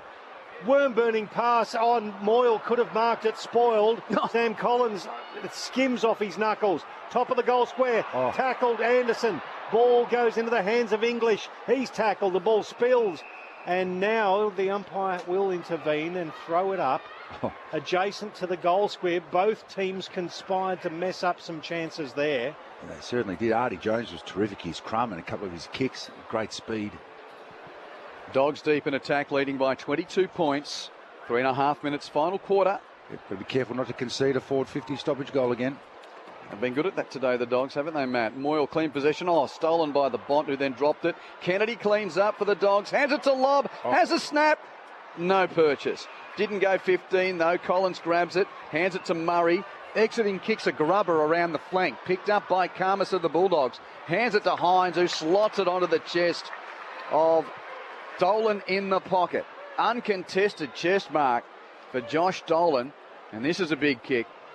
And that's what they've been great at all night. If the Suns have tried to run the ball out of their back line, they've just been pressured and they've nowhere to go. They had to be a dribble kick. They outnumbered 2-1 and then got an easy mark back inside 50, but outstanding forward half turnover again from the Bulldogs. One of those VFL Premiership players from last year, Josh Dolan. Still just a teenager. On approach from 40. His kick is across the face and a point. And the Bulldogs lead by 23 at 10-10-70 to 6-11-47. Meanwhile, at Dockland, second term's underway. The Dons and the Giants tied at 2-5-17 apiece. Suns bring it back in, goes through Powell, then Murray, kicks it towards centre. Oh, beautifully handled there by Joel Jeffrey. Got rid of Kumis and then took off. Had a couple of bounces. Gets beyond centre wing looking for Ben Long, but all of the good work was done there. It was a really good defensive mark taken by Bailey Williams. He chips it forward to find Sanders, then across, just barely the required distance to English, still across the arc of 50. Intent to retain the ball, Karmas, and then the handball to the run of Bailey Williams. He kicks it to right half forward. Backhand. Norton was Lobb who... Yeah, Mac just pushed him in the back. It just, that's the best way to describe it, Matt. He just ran up and pushed him, one hand either side of the number 7. So Lobb got the free kick, gave it to Sanders, sold the big dummy, chips it into the pocket, and it was well read there by Bodie Yulin. Slightly misdirected kick. And he'll get 50. Yeah, West just ran across the front of him. So this will help the Suns, and Bodie Yulin charges beyond defensive 50. The man on the mark's going to be set in the bullseye. Bodie Yulin plays on quickly. Kicks to Petrarca. Hands it to Humphrey. Humphrey kicks wide. It'll hit King on the lead. And he marks it 40 from goal, but on a very tough angle. 5 in from the pocket, or more so the half-forward flank out there. Ben King. They've got to make it pay here because the Bulldogs have let them off the hook. They should have had a goal at least the last couple of minutes, but they let them off the hook with some poor decisions. And dare I say it, Matt and Jamie, I mean, Ben King's got it and he's having a shot, but with the corridor open, that ends up as a very wide shot in the end for the Suns. Doing it the hard way. Ben King needs to inspire his team here. Right foot drop punt on its way, and it's across the face for another point. 1-4 today for Ben King. And the Dogs by 22 at 70-48. So Riley West's on the lead. That's ignored. It's coming out to this commentary side. Bramble with the long bomb towards Lobb and Andrew. And Lobb's got Andrew out of the way there and taken a very strong mark. Just forward of right half back, short of centre wing on this commentary side. He doesn't know which way to go, so ends up going straight down the line. Artie Jones in the front position. It's reasonably easily spoiled there by Oscar Adams. Over the boundary line, we'll get a throw in. 70 from goal. Right half forward for the Doggies. Leading this one by 22 points. He's Michael Price. I'm Quentin Hull. Jamie Stanton and Matt Primus are your experts. Sunday footy on ABC Sport. We're meeting the sandwich here. One game done. This one getting close to the end and the third's underway. All here on ABC Sport. Andrew Robes the throw in. Hands it on to Miller. Kicks from the wing to half forward. It was on the head in the end of Bustling at 2 Suns against him, and they had to spoil Long and Walter. And they put it away over the boundary line. As it stands, the Bulldogs are up to 7th on the live ladder. If they can hold on and win here. There's no ruck for either team here, I reckon. I think both teams have no ruckman right now. Well, just chuck it in. Lobb and Andrew were in the ruck, but they didn't realise the other 2 rucks went off, so they've both gone forward and back. And everyone has to let it bounce. Oh, it's ridiculous. Oh, my word. Rowell ends up tackling Croft, who took the ball. Comes free. Miller wins it for the Suns. Hands to Petrarca. Hands infield, hoping for Noble. He's hustled off it by Kennedy. Taken by Davidson of the Dogs. 1-2 hand pass exchange with Bramble now. Davidson's tackled. Yeah, so English came off cue, so they called Moyle off. There's still no ruck. Petrarca's going to go. I reckon the Bulldogs are probably happy with this. So Petrarca and Croft. Croft taps down. Kennedy comes through. Jamie's almost fallen on the ground laughing at the inability of these 2 teams to get that right. And there's Caulfield at half back. His kick is out of... Oh, no, Caulfield was the... No, it was Caulfield kicking it to the fellow shaven head of Cooper Hines. It's rolled out in front of him. And... last disposal free kick to Zeke Yuland for the Suns. Not one for the archives that last couple of minutes for either side. Took Miller spears one into the forward pocket, but it was a poor kick, Matty Primus, and was straight down the throat of Buku Karmas, who plays for the Doggies. He puts it to Bontempelli. Magnificent left foot kick all the way out to Caulfield. Handball to the run of Buslinger. He breaks beyond left half back, and then a little sand wedge to find the late inclusion in Lachlan McNeil, shorter centre wing. Again, the Suns have set up pretty well in front of him, and he's called to play on. He gets belted as he kicks it. There's going to be a free kick down the field. It was against Caleb Lewis. Actually, there's no need for that, Price, because they had the turnover. Well, it's with Bontempelli, and he centres the ball again. Caulfield just beyond the logo, centre wing out of side. He gets it inside 50. Three Suns spoil each other. Davidson roved it, tackled off it, and the ball spills. It is holding the ball. It was a good tackle in the end. Suns free kick, and it's going to go to Sam Collins. You know when you've been tackled by Sam Collins. He's at fullback. Kicks it to right half back. It's a precise pass which finds Oscar Adams. Western Bulldogs lead by 22 points after having a dominant third quarter. Adams hands it to Noble. Very conservative movement now. Gives it all the way back to Collins at fullback. Hands it through the corridor to Adams. Give it to Noble. Tackled by the Bont, holding the ball. And Marcus Bontempelli's about to bury this game for the Dogs. That was terrible from the Suns, and the Bont knew what was happening, and Noble got swallowed up by the champ. And now, having kicked 2 goals in the first quarter, Marcus Bontempelli has a chance to make this margin 28 points, 10 minutes into the final term. And he's straight in front and 45 out. I do love my rucks, obviously, but the cardinal sin, Jamie, don't handball to a ruckman in your back 50. Collins, take it upon yourself and set Moyle up. Oh, how Dogs fans have set their hearts on the trajectory of this left boot over the years. And once again, the champion number 4 brings a smile to the kennel. That's a third goal for Marcus Bontempelli, and he'd expect a match-winning 28-point lead at the 11-minute mark of the final term. 3 for the Bont. Dogs 11-10-76. Suns 6-12-48. Oh, 100%. They're 2 effort-based players, the ones we just looked at in terms of Adams and Collins here, trying to get the ball moving for Gold Coast. That's not their job. Their job is to make it hard for the opposition's key forwards, compete at everything, and give the ball to better ball users. So you can't blame Adams here, who's trying to give it to someone whose job is to use the ball better, but Gold Coast didn't get back to support, and they couldn't get the ball moving out of their back half, and left it to players that it's not actually their job to do. Meanwhile, at Docklands, mid-second term, Greater Western Sydney 2-7, lead Essendon 2-6. Well, we got 2 ruckmen on the field for the centre ball up, and it was Lobb versus Moyle. Suns got it out. It gets to right half forward, picked up by McNeil. Tackled there by Ben Long, but illegally. It's going to be a free kick to McNeil at left half back, just outside the arc of 50. Yeah, they rotated King off and thrown McAndrew forward, so looking for a change up in the forward line, the Suns. McNeil to the outer side. Oscar Adams went up very high, copped one in the back. No, it was actually a free kick against him. It'll go to Croft. Croft kicks it beyond centre wing. Norton has a runner in Sanders. Eventually, he ignored him and kicked it towards half forward. And, wow, he missed Artie Jones by a fair bit. It went out of bounds on the full. Free kick at right half back. It'll go to the Suns, and it'll be taken by Bodie Hewlett. They just don't look like it here, Gold Coast. Bodie Hewlett shinned his kick to the wing and turns it over. Norton takes them up. Chips it backwards for the Dogs. Caulfield has a fumble but cleans up his own work because there's no pressure on him. Can kick it to full back or just beyond that to Buslinger. And the Bulldogs now have the lead and have control. And they've broken the spirit of the Suns. Forget the scoreboard and the time clock. This don't look like they're going to come back here. No. Jamie, Matt, correct me if I'm wrong. No, the body language does not look good at all. Energy, voice, anything doesn't look good at all. Selwood receives at right half back.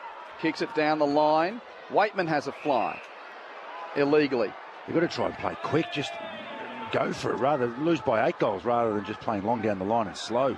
Free kick to Zeke Hewland, who got a knee in the back of that unrealistic attempt at fly from Cody Waitman. So Hewland with his left boot kicks it to a one-on-one. Walter against Karmas. 2 juggles for Walter. No mark, but Patterson roves. Kicks it to Big Mac, who's gone forward. Andrew marks on his chest, 30 out. Well, at least Damien Hardwick's trying something. Yeah, well, we know his athleticism and he can move, and you know, the other two forwards, the Kings had shots on goals, but Walter doesn't look like being able to affect the game. So, yeah, worth a go if they can move the ball quickly. Mac Andrews is a dangerous proposition down there. Well, his team needs one. He owes them one. 14 minutes final term. 28 points the lead to the Dogs. Must kick goal. Mac Andrew provides to give us just a glimmer of a contest here on the Gold Coast. There's 9 minutes left in the game. Bulldogs lead by 22 points at 11-10-76 to 7-12-54. That's just the second goal of the year for Mac Andrew. And we just got a glimpse of the talent that Dylan Patterson has, that run inside 50 and the fader or the slice of the outside of the foot to the corridor spot for Mac Andrew, just to run into it. Mac's not even on a lead yet, and Dylan Patterson's ball just draws him into it, which was awesome. But Jed Walters' contest on the wing here, just to bring the ball to ground to allow Dylan to do that, is exactly what it needed to happen. Match review is through from yesterday. There's a heap of minors. The one at the top of the list, Liam Baker, has been offered a one-match ban for his hit on Cam Rayner in the game. That was late on, I think, last quarter of that game with the Lions winning yesterday. Suns with the clearance. Oh, Miller got it to that young man in Patterson. Took it on his chest. Now he's looking like he might want to give it off. The man on the mark is standing on the paint of 50 at the true centre half forward position. This would be interesting for Dylan Patterson. Third game. He's kicked one goal in his career. He's got the wind helping too. Look at the flag. Oh, the flag is just flying at right angles to the pole. To say they desperately need this is an understatement. Patterson, let's go from inside the centre square. He struck that beautifully. They get around Patterson. And dare I say it, game on. 16 points the margin. 11-10-76 to 8-12-60. 16 gone to the final term. Jamie Stanton, Matt Primus. Well, just based off centre bounce, Jamie. They've won the last two and given their forwards a good look at it. And that confidence, the young kid, he turned his back as soon as he marked it, didn't look to lead to anyone. Then he had a couple of short leads on, but said, no, I've got this distance easily, and some great energy. And once again, they got the fundamentals going the last 5 or 6 minutes and putting some scoreboard pressure back on the Bulldogs. Well, Captain Dimmer's getting out the spinnaker, Jamie. He needs this win to get behind him here. And life of a small forward, right? Dylan Patterson's rarely been seen all game, and then he does two good things in the last quarter, or he takes his moments. It's a tough role to play, but he's doing a good job. 8 minutes and change of playing time. 16 points the lead to the Western Bulldogs. And still might have something in it. English in the ruck, got first touch. Fraser on hands and knees, tackled by Raub, got a hand pass to West, gives it on to Williams. Rush kick to half forward, Suns ball. Waitman was the target, but Noble's there and takes the grab on, or gets the footy on 50. A very short pass to Anderson. Anderson kicks it wide, and he finds Lewis on the wing. Plays on. Lewis marks and hands it off to Rioli. Rioli kicks the Suns into attack again. Humphrey the target. Through the hands out the back. King Roves. Hand pass was just too hot for Patterson, and it goes over the boundary line for a throw in. Left forward pocket for the Suns. 17 and a half minutes final term, and the Bulldogs lead by 16 points. Again, it's a very crowded forward line. The face of Damien Hardwick appears on the big screen, looking just a little bit stressed as the ball gets thrown in. Slapped forward by Moyle. Hines, there's Caulfield taken down, picked up by Bailey Williams. He kicks it towards. Oh, well taken there by Waitman, who did some good body work to get in front of Dan Rioli. He's at right half back, standing on the boundary line. Urged by the umpire to get moving. Goes long, just beyond centre wing. Big pack of players fly. Riley West at the front. Couldn't pick it up, but Lobb could. Handball forward to Matt Kennedy. Corralled, gets onto the left boot. Sam Collins has got this covered at left half back for the Suns. Central ball finds Tukin, still inside defensive 50. He goes straight up the middle and hits Lombard. No one around him, though, receiving from half back. Well, now Anderson sort of ran past, but he's ignored. And now Miller arrives. Receives the hand pass, gives it to Anderson on the wing. Anderson short pass. Bodie Hewlin is spoiled by Croft illegally. Free kick to the Suns. That was a tough one. Bodie between wing and right half forward. Gold Coast. Head more deep here. Yeah, they're getting going late. And, King drops a chest mark in the pocket. He met and it spewed off his sternum and goes to the foot of the pack for a ball up. Had a free run and jump at that Ben King, and he dropped it. Right off the belly, yes. 19 minutes final term. Dogs by 16 points. A very crowded area. The umpire throws it up. Taken by Rowell. Handball backwards to Zeke Hewlin. His handball towards Lombard, intercepted off the hands of Riley West. Nicely picked up by Fraser. Gave it to Sanders and through hands again. Bontempelli back to the run of Sanders. He has a bounce.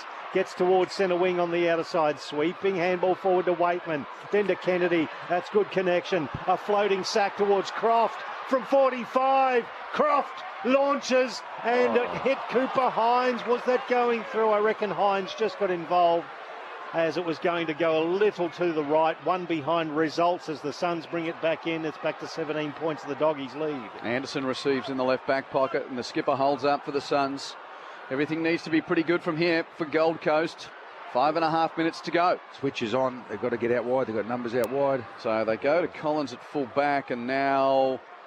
Matt Howe's the kick from Collins. He's turned it over. No, nearly. West was in front of Hewlin. Hewlin makes the spoil. 50-50 ball. Zeke there, hands it to Bodie. Bodie hands it to Powell and the Suns do win it. Has a bounce to the wing. Powell with his right boot. Kicks to half forward and Bailey Humphrey marks 55 out. He's got Mother Nature behind him. He hoofs it deep. Andrew in the pocket. Went beyond his head and pitched before the line and goes out for a throw-in. I thought he had the perfect position, but that ball just kept on floating, didn't it? The wind took it beyond Mac Andrews' hand, and it pitched and is out and will be thrown in deep in attack for the Suns, who trail by 17 points. Sorry, they're having some chances here. They just can't nail that scoreboard. It's Moyle versus English. Moyle got rid of English at ground level. Kennedy tried to get through. Rowell tackled him, knocked out of his hands. And a pack of players stack on, including Bailey Humphrey, who peels himself off Matt Kennedy. He peels himself off the Carrara turf in the left forward pocket for the Suns. Umpire throws it up. English propelled it forward. Rowell tried the Donahue, got tackled holding the ball. And this is what they've got to find some uncontested marks. The Suns have been great at stopping them do that and making them go long down the line. They've got to try and find a way to take a minute, 2 minutes off the clock. Matthew Kennedy was the man who laid that tackle. He's had a very good game and goes long towards centre wing. Big pack. Fisted forward by Sam Collins. Norton bumped out of the way. Went back at ground level. Got dived on. He dived on the ball as well, but ball stuck underneath several. The umpire had a good long look and it will be a ball up just between centre wing and half forward for the Suns on this commentary side. Dogs by 17 late on, but Miller roves the stoppage. Hands it to Noble in the middle of Carrara. Deep kick. King's got two to beat. It gets out the back. Andrew and Buslinger. Comes off the toe of Buslinger, I think along the ground. Yep, it was. For a moment, it thought it might have been one of those unintentional out on the fulls, but no, it's a boundary throw in the left back pocket for the Bulldogs, right forward pocket for the Suns. Got to try and get some space here, the Suns. Not everybody has to try and win the ball. Get some room for Anderson or Miller. They need 3 goals. Boundary throw in, English. Roves his own ruck. Then drops it. Has to kick it off the ground dangerously. Sanders makes good of it though. Comes through. Hands it to Caulfield. Caulfield to Karmas.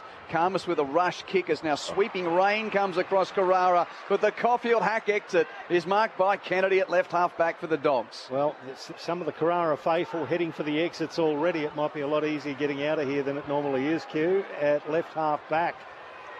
Sanders plays on and goes long beyond centre wing. Off the hands of Lobb. At the back of the pack, it's Will Powell. Powell to the hands of Matt Rowell, and then Bodie Hewlin to Dan Rioli, who's tried to inject a little bit of pace into the game. He kept going, got knocked after he got rid of the ball, so it goes forward to Noble.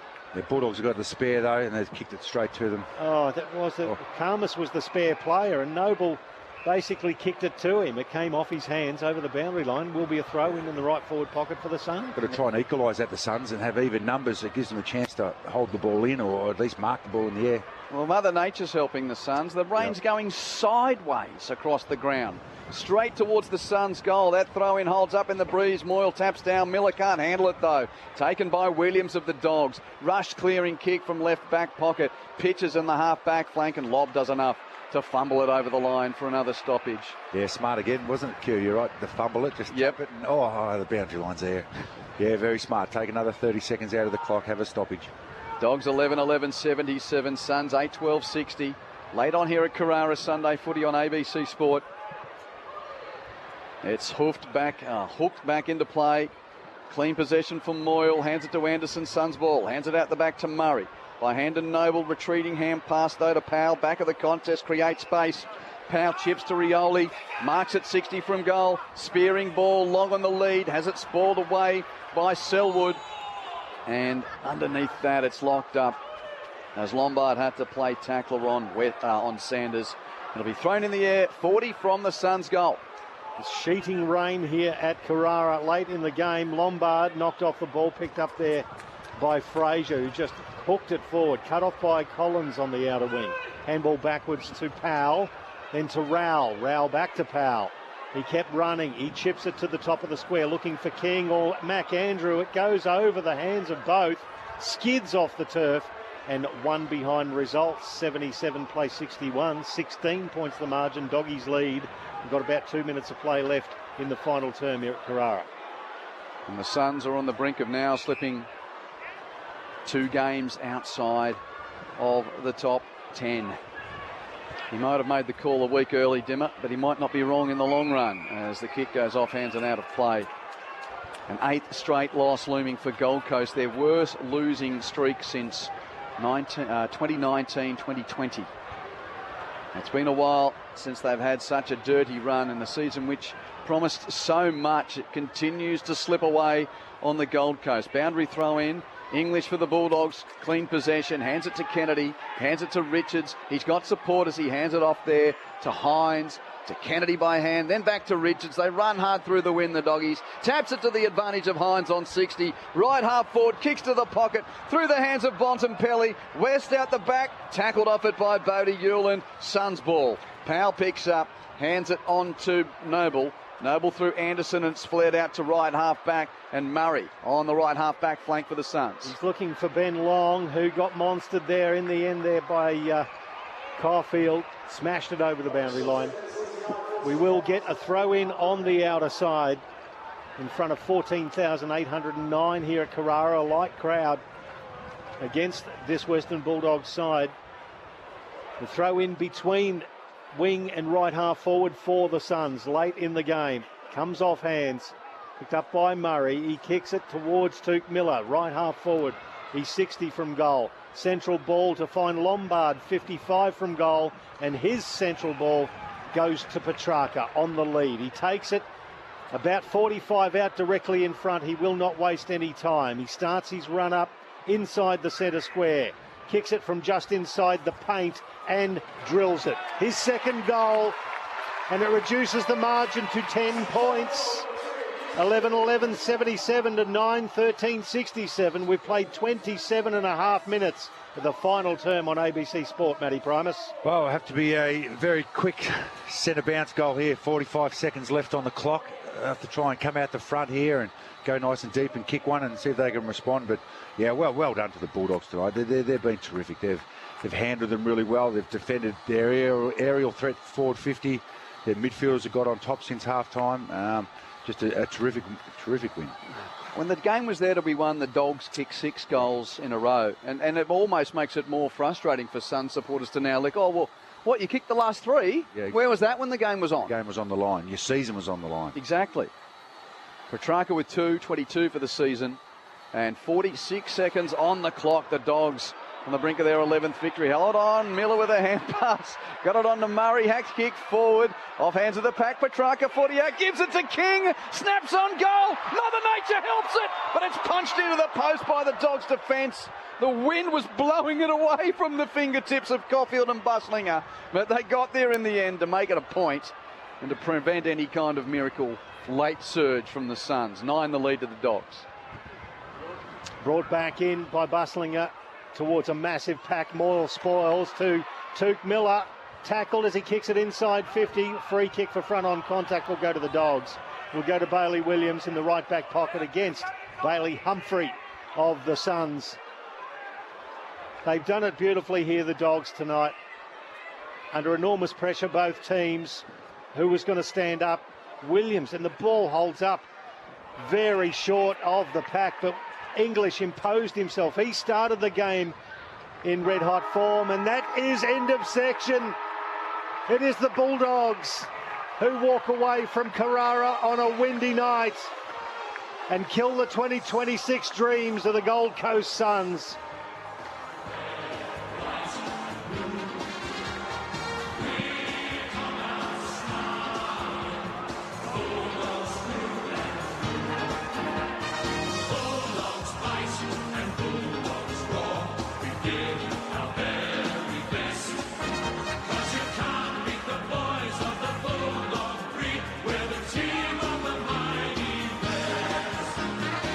Nine points in the end, the winning margin for the Western Bulldogs at 11-11-77 to Gold Coast's 9-14-68. Dogs led by a goal at quarter time. It was the Suns by a goal at half time. But that third quarter was the difference. The Bulldogs kicking 5 goals 3 to the Suns 4 behinds. They led by 23 points at three-quarter time. Bont kicked the first goal the last quarter, got out by 28, and they hung on by 9. Sons of the West, red, white, and blue. We come out snarling, Bulldogs through and through. Bulldogs fight and Bulldogs roar. We give our very best. 'Cause you can't beat the boys of the Bulldog breed. We're the team of the mighty West. 'Cause you can't beat the boys of the Bulldog breed. The team of the mighty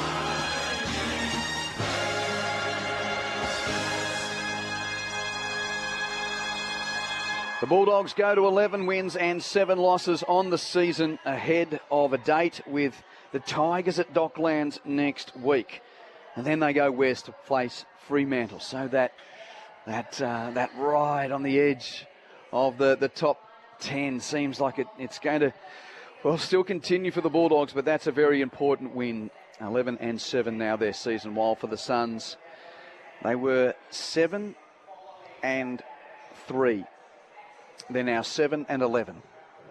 8 losses in a row for Gold Coast. They've got the Blues next week before their next home game here, which is against the resurgent Demons. Dogs 11-11-77. Suns 9-14-68. If you've got a thought, we'd love to hear from you on the SMS 0437 774 774. We'll get Matt Primus' wrap in a moment. Jamie Stanton's gone down to the rooms. We'll hear from the Bulldogs. Goal kickers here. Marcus Bontempelli kicked 3 goals for the Victors. Matt Kennedy kicked 3 goals as well.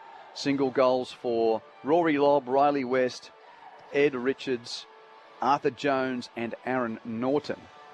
For Gold Coast, 2 for Christian Petrarca, 2 for Leo Lombard, and single goals for Mac Andrew, Bailey Humphrey, Ben Long, Dylan Patterson, and Ben King kicked 1 goal 4 today. And there was a couple of tough ones, but there was a couple of ones that he should have kicked as well, and he missed. So Dogs by 9. It's half time at Docklands. A lot of you will be going to that Essendon GWS game in a moment. Without being disrespectful, I don't think you've missed much in the first half there. Scoreline at half time is Dons 3-6-24, Giants 2-9-21. Under the roof, Q. I'm assuming so. Yeah, wow. It must have, yeah. I don't think they've got the big Spinnaker-like wind that we had here at Carrara today. So repeating, Dons by 3 points at half-time after the Hawks won by 70 earlier today. But, Matthew, how did they get it done? Well, they just were better around the contest in the second half. Their key tools started to mark the ball and dominate. And they took away the strength of the Suns. They took away their stoppage dominance. I think there was plus 12 at half time. in the Suns' advantage. Then by the end of the game, I think it probably broke even. So that showed you their tenacity to fight back in that area and get the job done with not changing personnel. It's just that their better players stood up and got the job done and gave their forwards a good look. Kennedy was an outstanding second half. Lobb played a good role there.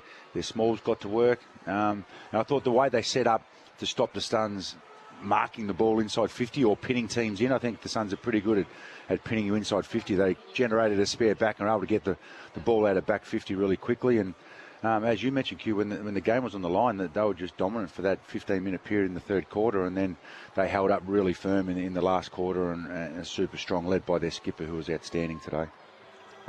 Let's just wait for the Dogs to get downstairs before we get to Jamie in the rooms.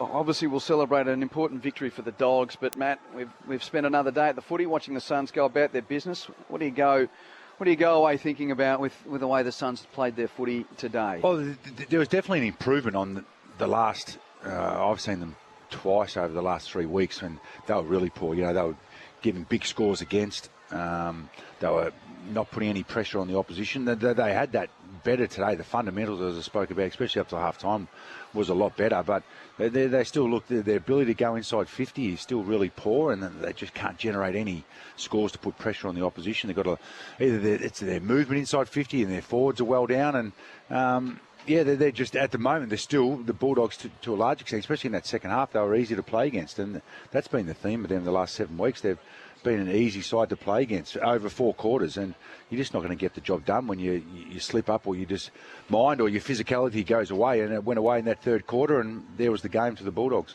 Where's their next win? Now, What's this their is run home, mate? Sorry? What's their run home? So they've got the Blues next week at Docklands. At Docklands, well, yeah. And then Melbourne at Carrara. Yep. Greater Western Sydney in Canberra.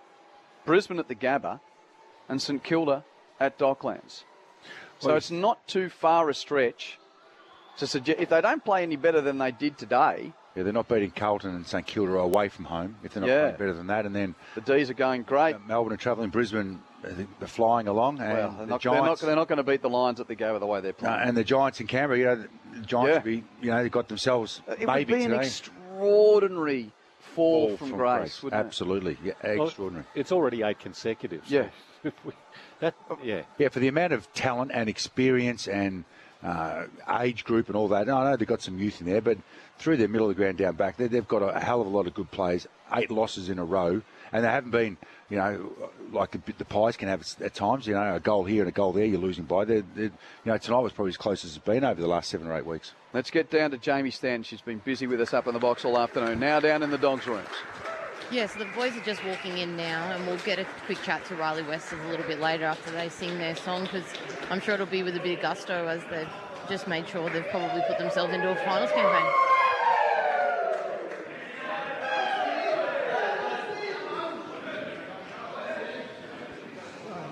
Mendy down there, Jamie. Sounds pretty quiet. Oh, here they go.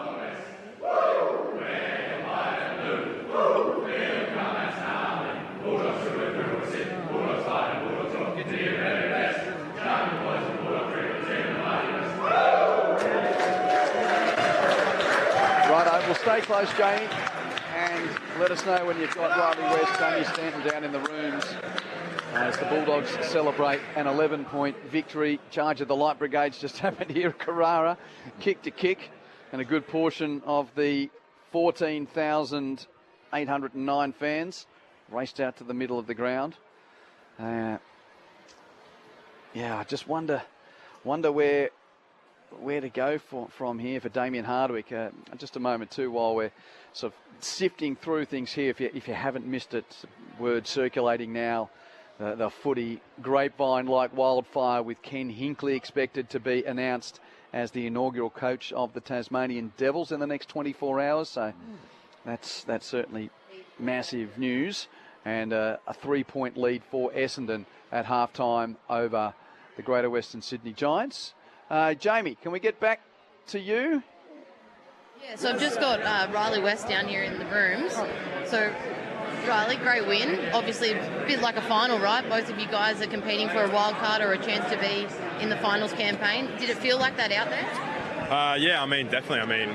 Such an even competition at the moment, and you know, 4 points are crucial, especially at this time of the year. So, Gold Coast are, you know, very talented side, and we just wanted to come out there and scrap a win. So, fortunate to come away with the 4 points.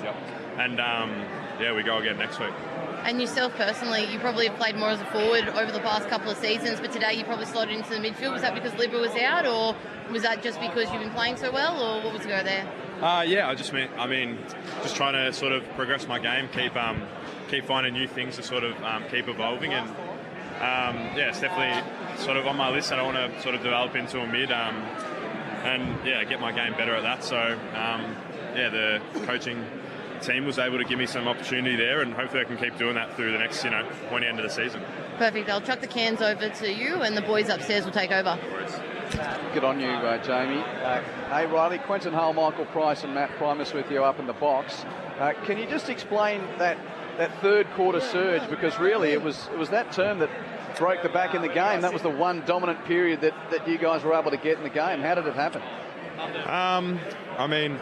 I don't know. It's hard to say when you're out there. Sometimes you're playing the game, and it's hard to analyse what's going on. But I think our forward line took a few great grabs and was managed to slot some goals, which really put the throttle on. And I think we were just going after contest and pressure, and hopefully that's what got us in front in the third term. Yeah, Riley, Matt Primus up here, mate. Well done on tonight's game. I thought your midfielders and English, that third quarter really, stoppage-wise, the numbers were down at half-time, but you got on top in that area there, and as you say, you're able to give your key forwards. They marked some beautiful balls. I was interested in your little tactic of pushing your winger back and centre bounces. Is that because the Suns are a good scoring team from the centre bounce, or so you didn't get pinned and you could bounce out of there quick? It seemed to work pretty well for you all night.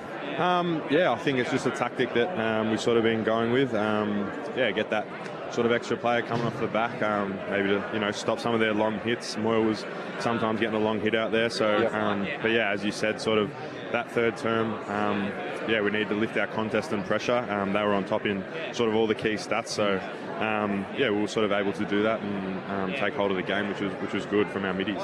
And I thought English, his game tonight, once again, as you say, when you're out in the ground, you don't pick stuff up, but he just ran young Moyle around the ground. He was very good around the clearances, but around the ground, he just ran him into, he's going to need an oxygen tank for the next hour, I reckon, after the game. He was outstanding around the ground tonight, English. Yeah, Timmy's a very experienced ruckman, all Australian ruckman, and it shows how crucial he is to our side. Down the line, takes marks, does some good ruck, and we wouldn't, I guess we wouldn't have it any other way. He's a superstar, and we want to see him back in great form. Riley West is with us. Just a couple of questions about another of the Rileys. Riley Sanders had a big game today. He's sort of growing into his footy career.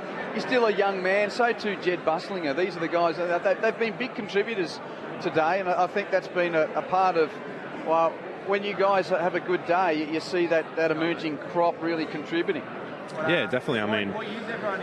We sort of want those young fellas to step up. We want to fast track them as quick as we can. And as you said, Riley had a week off last week after injuring his finger at training, which was unfortunate, but didn't miss a beat, and Jed's growing every week, so we want to keep those boys going, and they can add on to the success of the team, which is really fantastic. Yeah, just got to make sure. I hope Riley hasn't got some long-standing relationship with Kenny Hinkley, because we're getting word that Kenny's going to get the job as the Devils coaching. And we know he's a Lonnie boy, so they'll be coming for him. Yeah, we know, but I think, what is it? It's the same drive from Lonnie to Hobart to the flight from Melbourne to Hobart. So what's the difference? You might as well stay in Melbourne. Great answer. Has Bevo spoken to you yet? What was the reaction? No, he hasn't spoken to us yet, but hopefully we go in there, and always a lot of learnings, always some good stuff. So as I said, we'll sort of go to next week. We've got the Tigers back in Melbourne, so we'll just reset for that and keep rolling on. Yeah, Riley, Michael Price, congratulations on the effort tonight. It's a kind of banal question, but I want to ask about the conditions tonight. Like, we had the wind that was obviously favouring the scoreboard end. What was it like at ground level?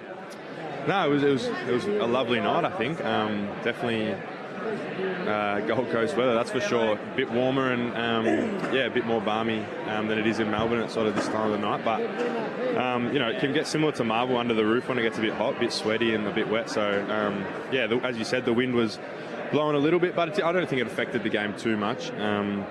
I thought, it was a fair contest, and it was a great deck to play on. Yeah, I don't want to set you up. I know you've got lots of friends in Ballarat, but for a moment it looked like one of those those games at in Ballarat that you've played against them. How close are you to your best footy? What are the areas that you really need to lock down on in the next 5 weeks?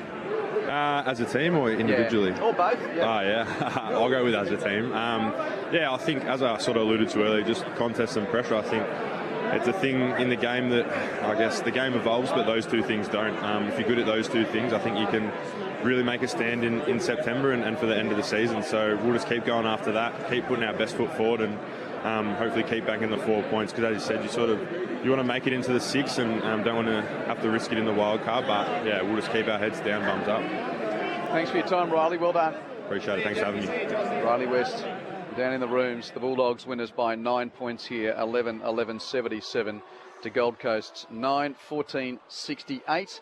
Quentin Hull, Michael Price and Matt Primus sifting through it for you. If you missed it earlier today, 5 goals for Mitch Lewis, 5 goals for Nick Watson. Hawthorn winning by 70 over Richmond at 18-14, 122 to the Tigers 6-16, 52.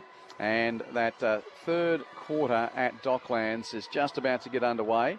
Very low-scoring first half there, with the Bombers leading by 3 points at halftime, and we're taking most of you there in a moment. Pricey, let's go through the run of the stats with the Bulldogs now 11 wins and 7 losses. Gold Coast 7-11. Well, the Gold Coast actually won in most stats categories. They were plus 91 in disposals overall. They won the clearance contested possessions by 17. They won the clearances by 8. Centre ball up clearances were equal at 9 apiece. For first time in my memory over this season, the Suns won the tackle count 62-42. The inside 50s again to the Suns 53-43. The hit-outs 45-28. The all-important scoreboard, Q, it was 9 points the margin in favour of the Doggies. As far as the individuals go, Tuke Miller was the top of the pops for the Suns, 39 disposals, 17 of those contested, 9 clearances, 4 centre ball-up clearances, 5 tackles, 6 score involvements. Will Powell had 31, Noble had 30, Zeke Hewlin and Matt Rowell both with 26 disposals. Matt Rowell had 11 tackles for the game. That was a game high. For the Dogs, Bailey Williams, 29 disposals, 7 contested, 2 clearances and a couple of tackles in there, and a game high 776 metres gained. Bontempelli, just all class whenever he went near the ball, 23 disposals, 14 contested, 5 clearances, 5 tackles, 7 inside 50s, 9 score involvements and 3 goals won. It covers the gamut, doesn't it? Riley Sanders, as you pointed out, Q, a really good game from the youngster, 22 disposals. And Tim English, I agree with Matt, had an absolute cracker, 20 disposals, 100% kicking efficiency as well. He also had 20 hit-outs and 6 score involvements. So, Matt, have you got your 3-2-1 for the ABC Footballer of the Year? Matt Primus about to give his votes. Yes, I have. Got some honourables as well. Well, I've got some honourables. I thought,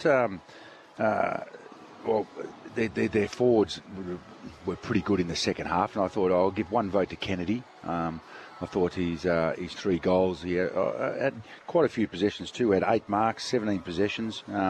Probably the dominant forward throughout the game. I gave 2 to Lobb. While he didn't have the amount of hit-outs and more did, I thought around the ground he had 10 marks, some uncontested, some long down the line. Like we just spoke to before, he took some great contested marks, some tackles, and he was an issue going forward for Moyle, and he was also an issue going back when Moyle couldn't match his run. And 3 for the Bont. Sorry, did you give 2 to Lobb or 2 to English? Because it was English who had 10 marks. English, sorry. Yes, I just wanted to double check. Sorry, English, sorry. No, not a problem. English. And 3 to the Bont. I thought, look, just class. His numbers every time he gets the ball. Maybe his first possession, I can remember, went to the opposition. After that, everything went the Bulldogs' way. His clearance work was terrific, and his 3 goals certainly broke the game apart. He kept them in the game early and then broke the game apart in that third quarter.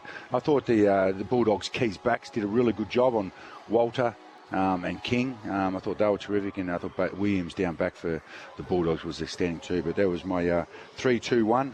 Bont, English, Buckman, English, Kennedy. Yes, Bontempelli 3, English 2, Kennedy 1. By the way, if you are listening to us on the Sports Extra stream or on News Radio, we're going to be continuing our wrap-up here for the next 20 minutes or so. The rest of you will get you to Docklands shortly. Around the grounds today in the National Rugby League, there have been 2 games.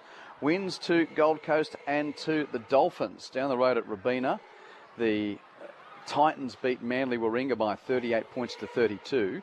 If you are listening locally on ABC Gold Coast, in a minute, we will, a minute or so, we'll take you to the NRLW coverage of the Knights playing the Dragons. So that's coming your way shortly.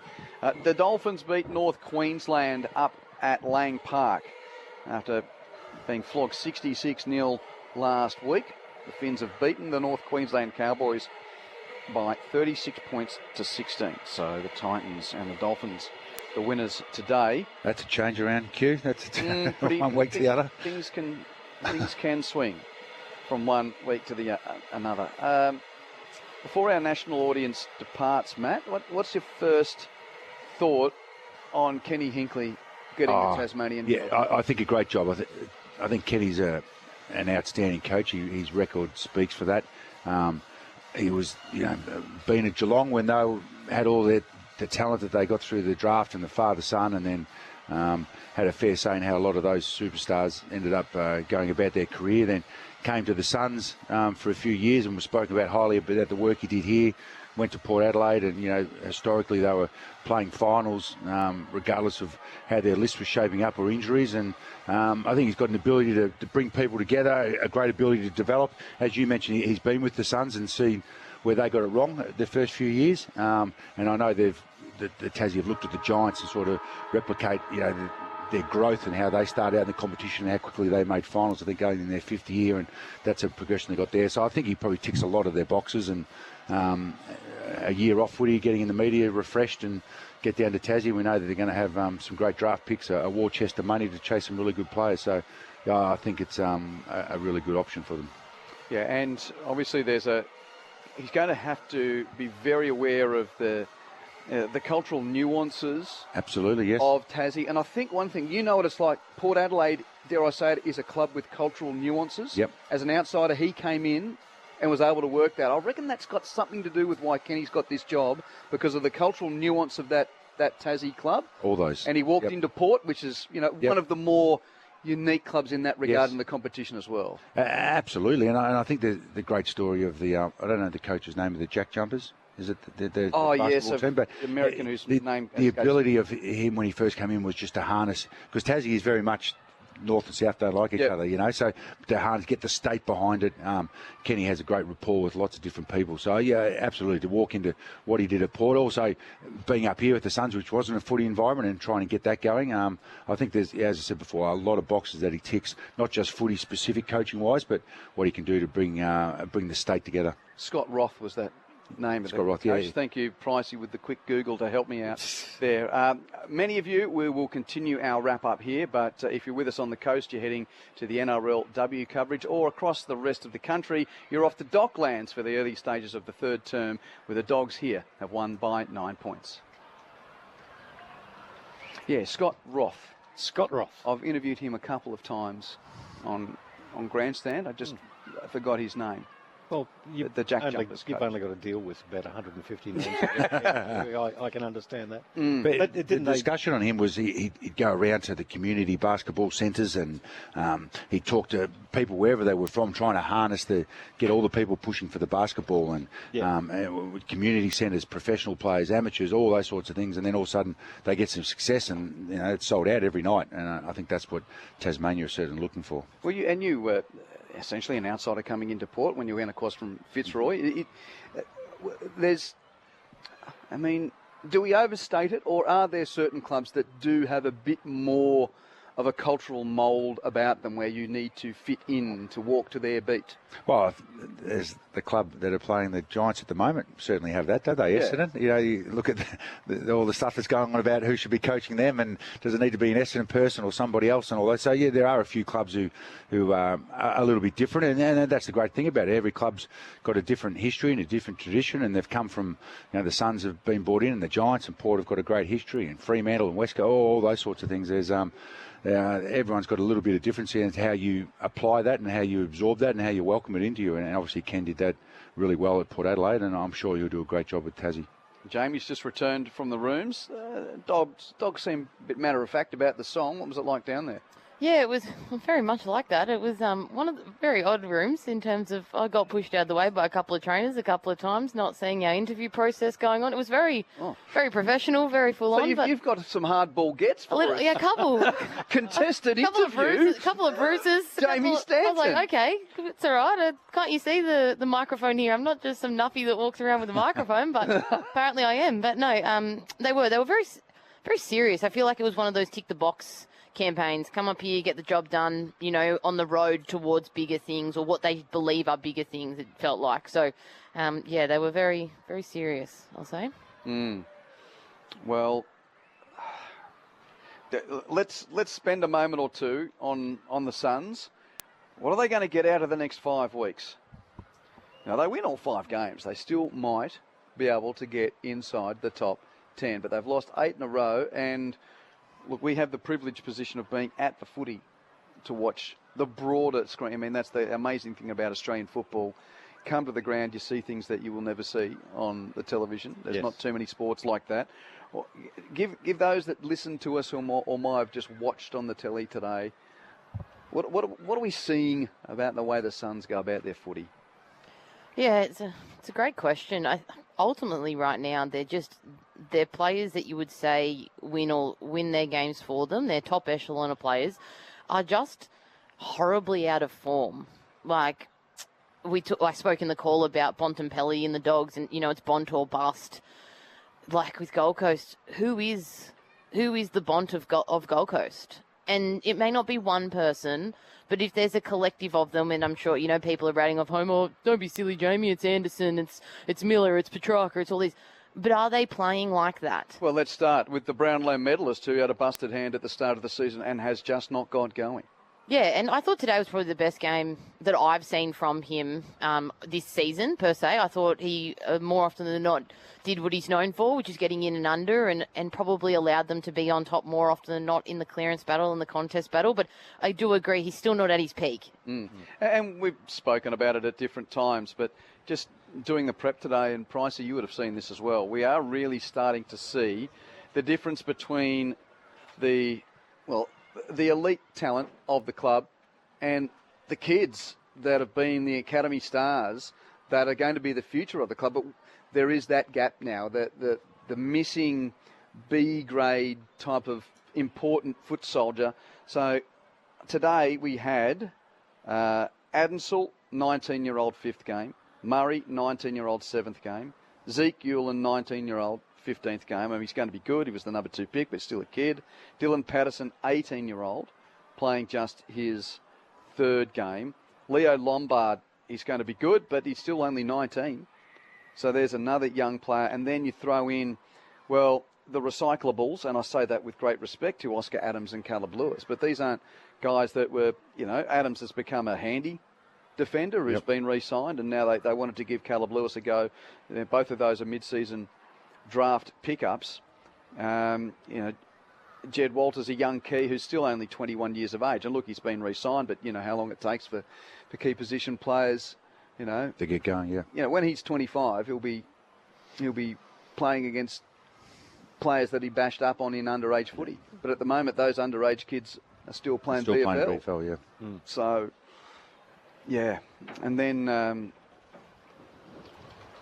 but it's just a gap, isn't it? And Ned Moyle tried his bit. I wonder whether we see Jared Witts again.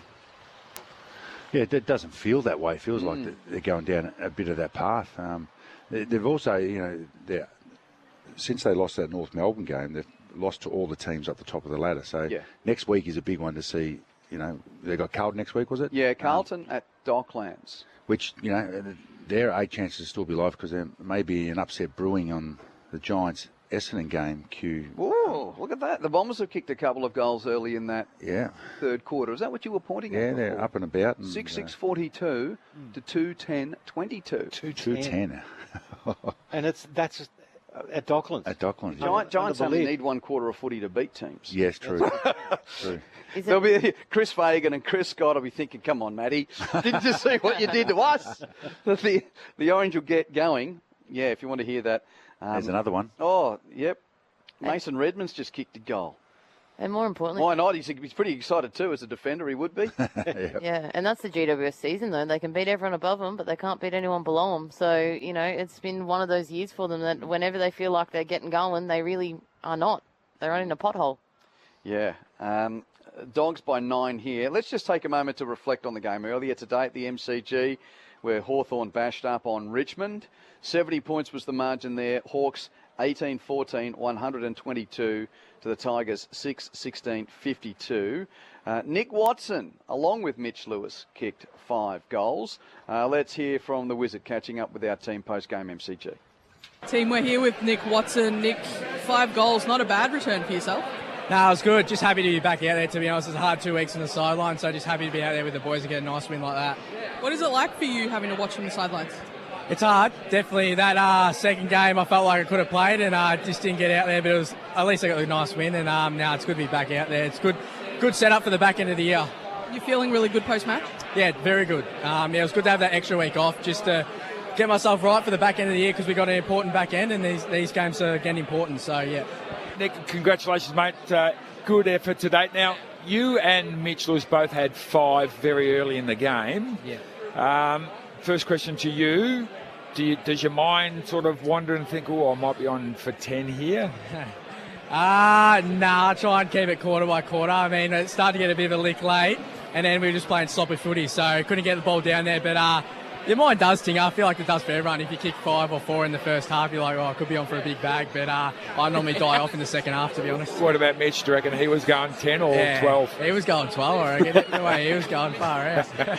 No, we saw Sam, the coach, come down and spend the last quarter on the bench. And so we were just sort of surmising that maybe he was just urging you guys not to sort of fall into the trap of overusing the ball and sort of falling into the way Richmond were playing it, and wanted you to play your game. Was that the main message at 3/4 time? Yeah, it was a bit scrappy in that last quarter. We were trying to do the perfect play, and when we get it deep to our forward lines, we do well. So, yeah, we're just trying to get that perfect play, and Sam had to come down and was getting a bit angry, to be honest. We were letting a few too many goals go past, and we're just playing lazy footy. So that's not the way we want to play, and Sam wasn't too happy in that last quarter. And we saw young Mraz go into the ruck there in the last quarter. Have you ever seen him at training venture into the middle for a ball up, or...?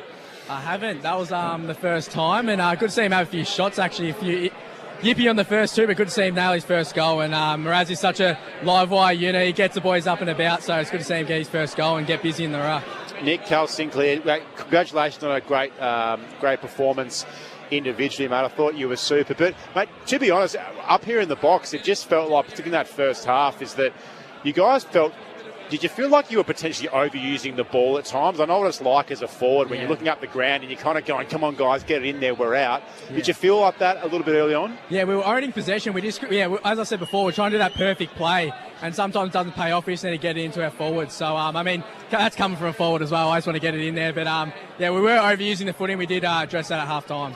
Yarman Impey for one for us. We thought he was absolutely outstanding today. Just talk to us sort of, how important is he to your side? It just feels like his leadership has actually grown year on year, but his ball use today was absolutely outstanding. He went at 88% by foot. Yeah, I'm pretty close to Jarzy. I get along with him very well. He's such a pivotal part of our team, and we missed him when he was out for a couple of weeks, so good to see him back and firing. And, yeah, he's such a pivotal part, just on and off the field, gets the boys up and about, and obviously he's great on the field as well. So he brings the speed, brings the energy, and we all love him here. Now, Nick, fellow Caulfield Grammarian, were you a Buntine Quad or North Quad man when you were at school? What was sort of your sorry? Were you a Buntine Quad or a North Quad man? Where were you hanging out? North Quad. Yeah. I was a Buntine guy. Oh, really? Enemies. Anyway, but times have changed. Yeah. No, well done, mate. Terrific. Thank you. Appreciate it. Nick, wanted to ask you about your hammy. Have you done one before, and how frustrating was it? No, I haven't done one before. That was sort of my first real niggle on the hammy, so it was frustrating. Waking up early on a Saturday morning and doing rehab when I could be out there playing. So, no one's happy in rehab, and everyone wants to be out there playing, but it was good to sort of take that extra week off and get my body 100%. So, right for this, cherry ripe for this back end of the year. Give us a shout out for one of the medical staff. Paint the picture of walking into rehab by yourself on a Saturday morning. Yeah, Jackie Price does a great job. He's on me there early on a Saturday morning, getting the boys up and about. I mean, the mood could be a bit down, but he always gets the boys up and about. Can you give us a bit of an insight on that? I'm just thinking of Graham Myers, who played in the VFL and went, yeah, maybe it was better for me in my rehab from my knee. You know, when you're like, maybe I could have played. How does it work when there's this discussion going on between you and the medical staff? Well, yeah, I did want to play, obviously, but then when I looked at the weather on Saturday night, I was pretty happy at home in front of the fire. So, and yeah, I agreed with him. I was a bit angry at the start, but I agreed with him at the end of the day that extra week is going to, as I said before, get me cherry ripe for the back end of the year and, put myself in good stead. Now, that sounds like it all worked out well for you. And just on you and Jack Gunston, how's you've moved ahead now in the battle between you two. Is there a little, maybe a wager or something going on between you two this season? Nah, stay clear of that. He'll probably be a bit angry at me during the week. He won't talk to me. I know he wants it, but I'll let him have it. He can have it if he wants it. As long as we win the flag, that's all I care about. No, that's fair, Nick. Well, you got 5 goals today. That's a pretty good effort. We appreciate your time on ABC Sport. I appreciate it, guys. Nick Watson with Lauren Borden at the team post MCG today, where Hawthorn defeated Richmond by 70 points. If you're just tuning in, Quentin Hull and the team sifting through things at Carrara. We've had kick to kick, and now there's nothing but a few security guards standing quite artistically at each point of the centre square. Everyone's gone. We had 14,800 fans in, and the Bulldogs beat the Suns by 9 points. Meanwhile, so what are you loving? Just their backs to each other. It's like the, what do you call the ones at the Queen at Buckingham Palace? The beef eaters? Yeah. Is that what they call them? Oh, I'm not sure. Like the Swiss Guard at the Vatican? Yeah. Now, what's going on in that game at Docklands? Essendon 7 goals, 6-48. GWS 3-11-29 midway through the third quarter. So that game to come... So it's depending. Here's the ladder with half a game of footy left in the round. Dockers, of course, up top with 64 premiership points, 3 games clear of Sydney with 52. Then the Hawks today, only half a game outside the top 2. Then percentage is good, even though they've got that draw. So they're 50 premiership points, Swan second with 52. Lions fourth on 48, ahead of the Crows on 48. By 0.5%. D's on 48 are about 8% behind the Lions and the Crows. That's the top 6. Dogs, 44 premiership points, 93%. Pies, 42 premiership points. Cats on 40. Saints complete the top 10 at the moment with 32. So the Giants, if they win this game, they'll be in the top 10. If they don't, the Saints will finish the round in the top 10. So then Giants 32 points pending. Blues 32. Kangas 32, Suns 28, Port 24, West Coast 16. Essendon, if they win this game, they'll get off the bottom of the ladder because their percentage it's better than Richmond's. So if they win the Bombers, they'll be second last, and Richmond have got 2 wins as well, / again, asterisks. So that's where we're at. And where do we start next week? We start with Adelaide and Collingwood at the Adelaide Oval on Thursday night. That's tasty. Beauty. Melbourne v Cats on Friday at the MCG. That's really good too. The Cats with a couple of keys out. Max Holmes, that injury as well. So no Cameron, no Holmes. Derby as well is on Friday night. So another one of those Friday night double-ups. Yep. How good. Do we give the Eagles a chance because we say anything can happen in a derby? Who knows? Who knows? The Eagles might derail Flagmantle in the derby. Not unless Freo go back a few years and do a Ross Lyon and rest 13. Oh, yeah. And then, of course, Suns go to Melbourne to play the Blues on Saturday. Hang on, let's not brush over that. What's going to happen there? Pricey, Q? Gee whiz. Depends if the Blues don't lose 2 players to injury in the first half, as was the case at the MCG last night. Yeah. Mackay and Cherry going down early to help the Blues against the Pies. Lost Mackay for a bit too. Yeah. Hawks v Bombers, Giants v Swans, so the Sydney derby as well. Dogs v Richmond all Saturday. And then we'll reconvene at the Gabba on Sunday for your old lot, Port against Brisbane. And North Melbourne and St Kilda is the other. Big game. All Saints, finished off. The Saints, North are looking to continue to improve their season and up against it, and the Saints need a win, don't they? Yeah. Thanks for your company, Matt. No problems. Thank you, Jamie. Thank you. Thanks, Pricey. Thank you, Q. Yeah, thanks to Dan and to Byrne for helping out as well, and to Akash back in the studio. So the Bulldogs have won this one by 9 points. 11-11-71 to Gold Coast 9-14-68, an 8th straight defeat for the Gold Coast Suns. If you do want to hear the rest of the day's footy, get on the ABC Listen app and look for the AFL button, the blue and red button. Bombers still leading by 3 goals there with about 6.5 minutes of playing time left in the third quarter. So that's going to be tasty. Safe drive back, everyone. Dogs, too good here. They're 11-7. The Suns, 7-11. I hope you enjoyed your Sunday of footy here with us at Carrara. Good night. Taken by Hines on the half volley. Hand passes to Bontempelli, who runs to centre half forward. The Bont launches into a left boot. The class of the champ on display early at Carrara. That is the Bulldogs' first goal. Inside 50, Walter couldn't mark on the double grab. English, sweeping handball forward to Bontempelli, and that's like shelling peas for the Bont. Kicks it from 20 and gets his second. 65 from goal. Chips it to full forward. Kennedy will take the mark. Miller's down in back play. I didn't see how he went to the deck, but the umpire's paid the grab from Matt Kennedy. He's hit it straight, and he's got it. Matt Kennedy kicks the goal for the Bulldogs. Here's Bailey Humphrey, though. Suns need a goal. Dogs lead by 15 points. Humphrey hoops it with everything that he's got. Great kick on the right boot. He's pumped about that. Launched from 55, and he punches his fist after that goal. A much-needed lifter for the Suns. Pokes it to the top of the square. Oh, Norton! Big pack grab from Aaron Norton. That is a ripper in these conditions. This one, straight through the middle, honours the mark he took. And we're back to parity again. Clean possession lob from the throw-in. Hands it to Richards. Left foot outside of the boot. Snap from 40. Great finish from Ed Richards to put the Bulldogs back in front. Fraser from halfway. Oh, Kennedy flies in the pocket. And the Colin Gully kid gets skyscraper high on the coast. Great mark from Matt Kennedy, who'll line up for back-to-back goals. This for a 3-goal lead. And Matt Kennedy for his 3rd goal. He completes the business. Mark, tick. Kick, tick, goal for the Dogs. He's got 3. Gives it all the way back to Collins at fullback. Hands it through the corridor to Adams. Give it a Noble. Tackled by the Bont, holding the ball.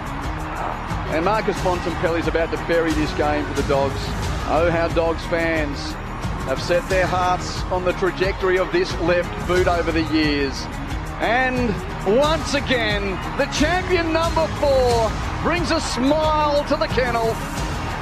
That's a 3rd goal for Marcus Bontempelli. Must-kick goal. Mac Andrew provides to give us just a glimmer of a contest here. Patterson, let's go from inside the centre square. He struck that beautifully. They get around Patterson, and dare I say it, game on. 16 points the margin. That is end of section. It is the Bulldogs who walk away from Carrara on a windy night and kill the 2026 dreams of the Gold Coast Suns.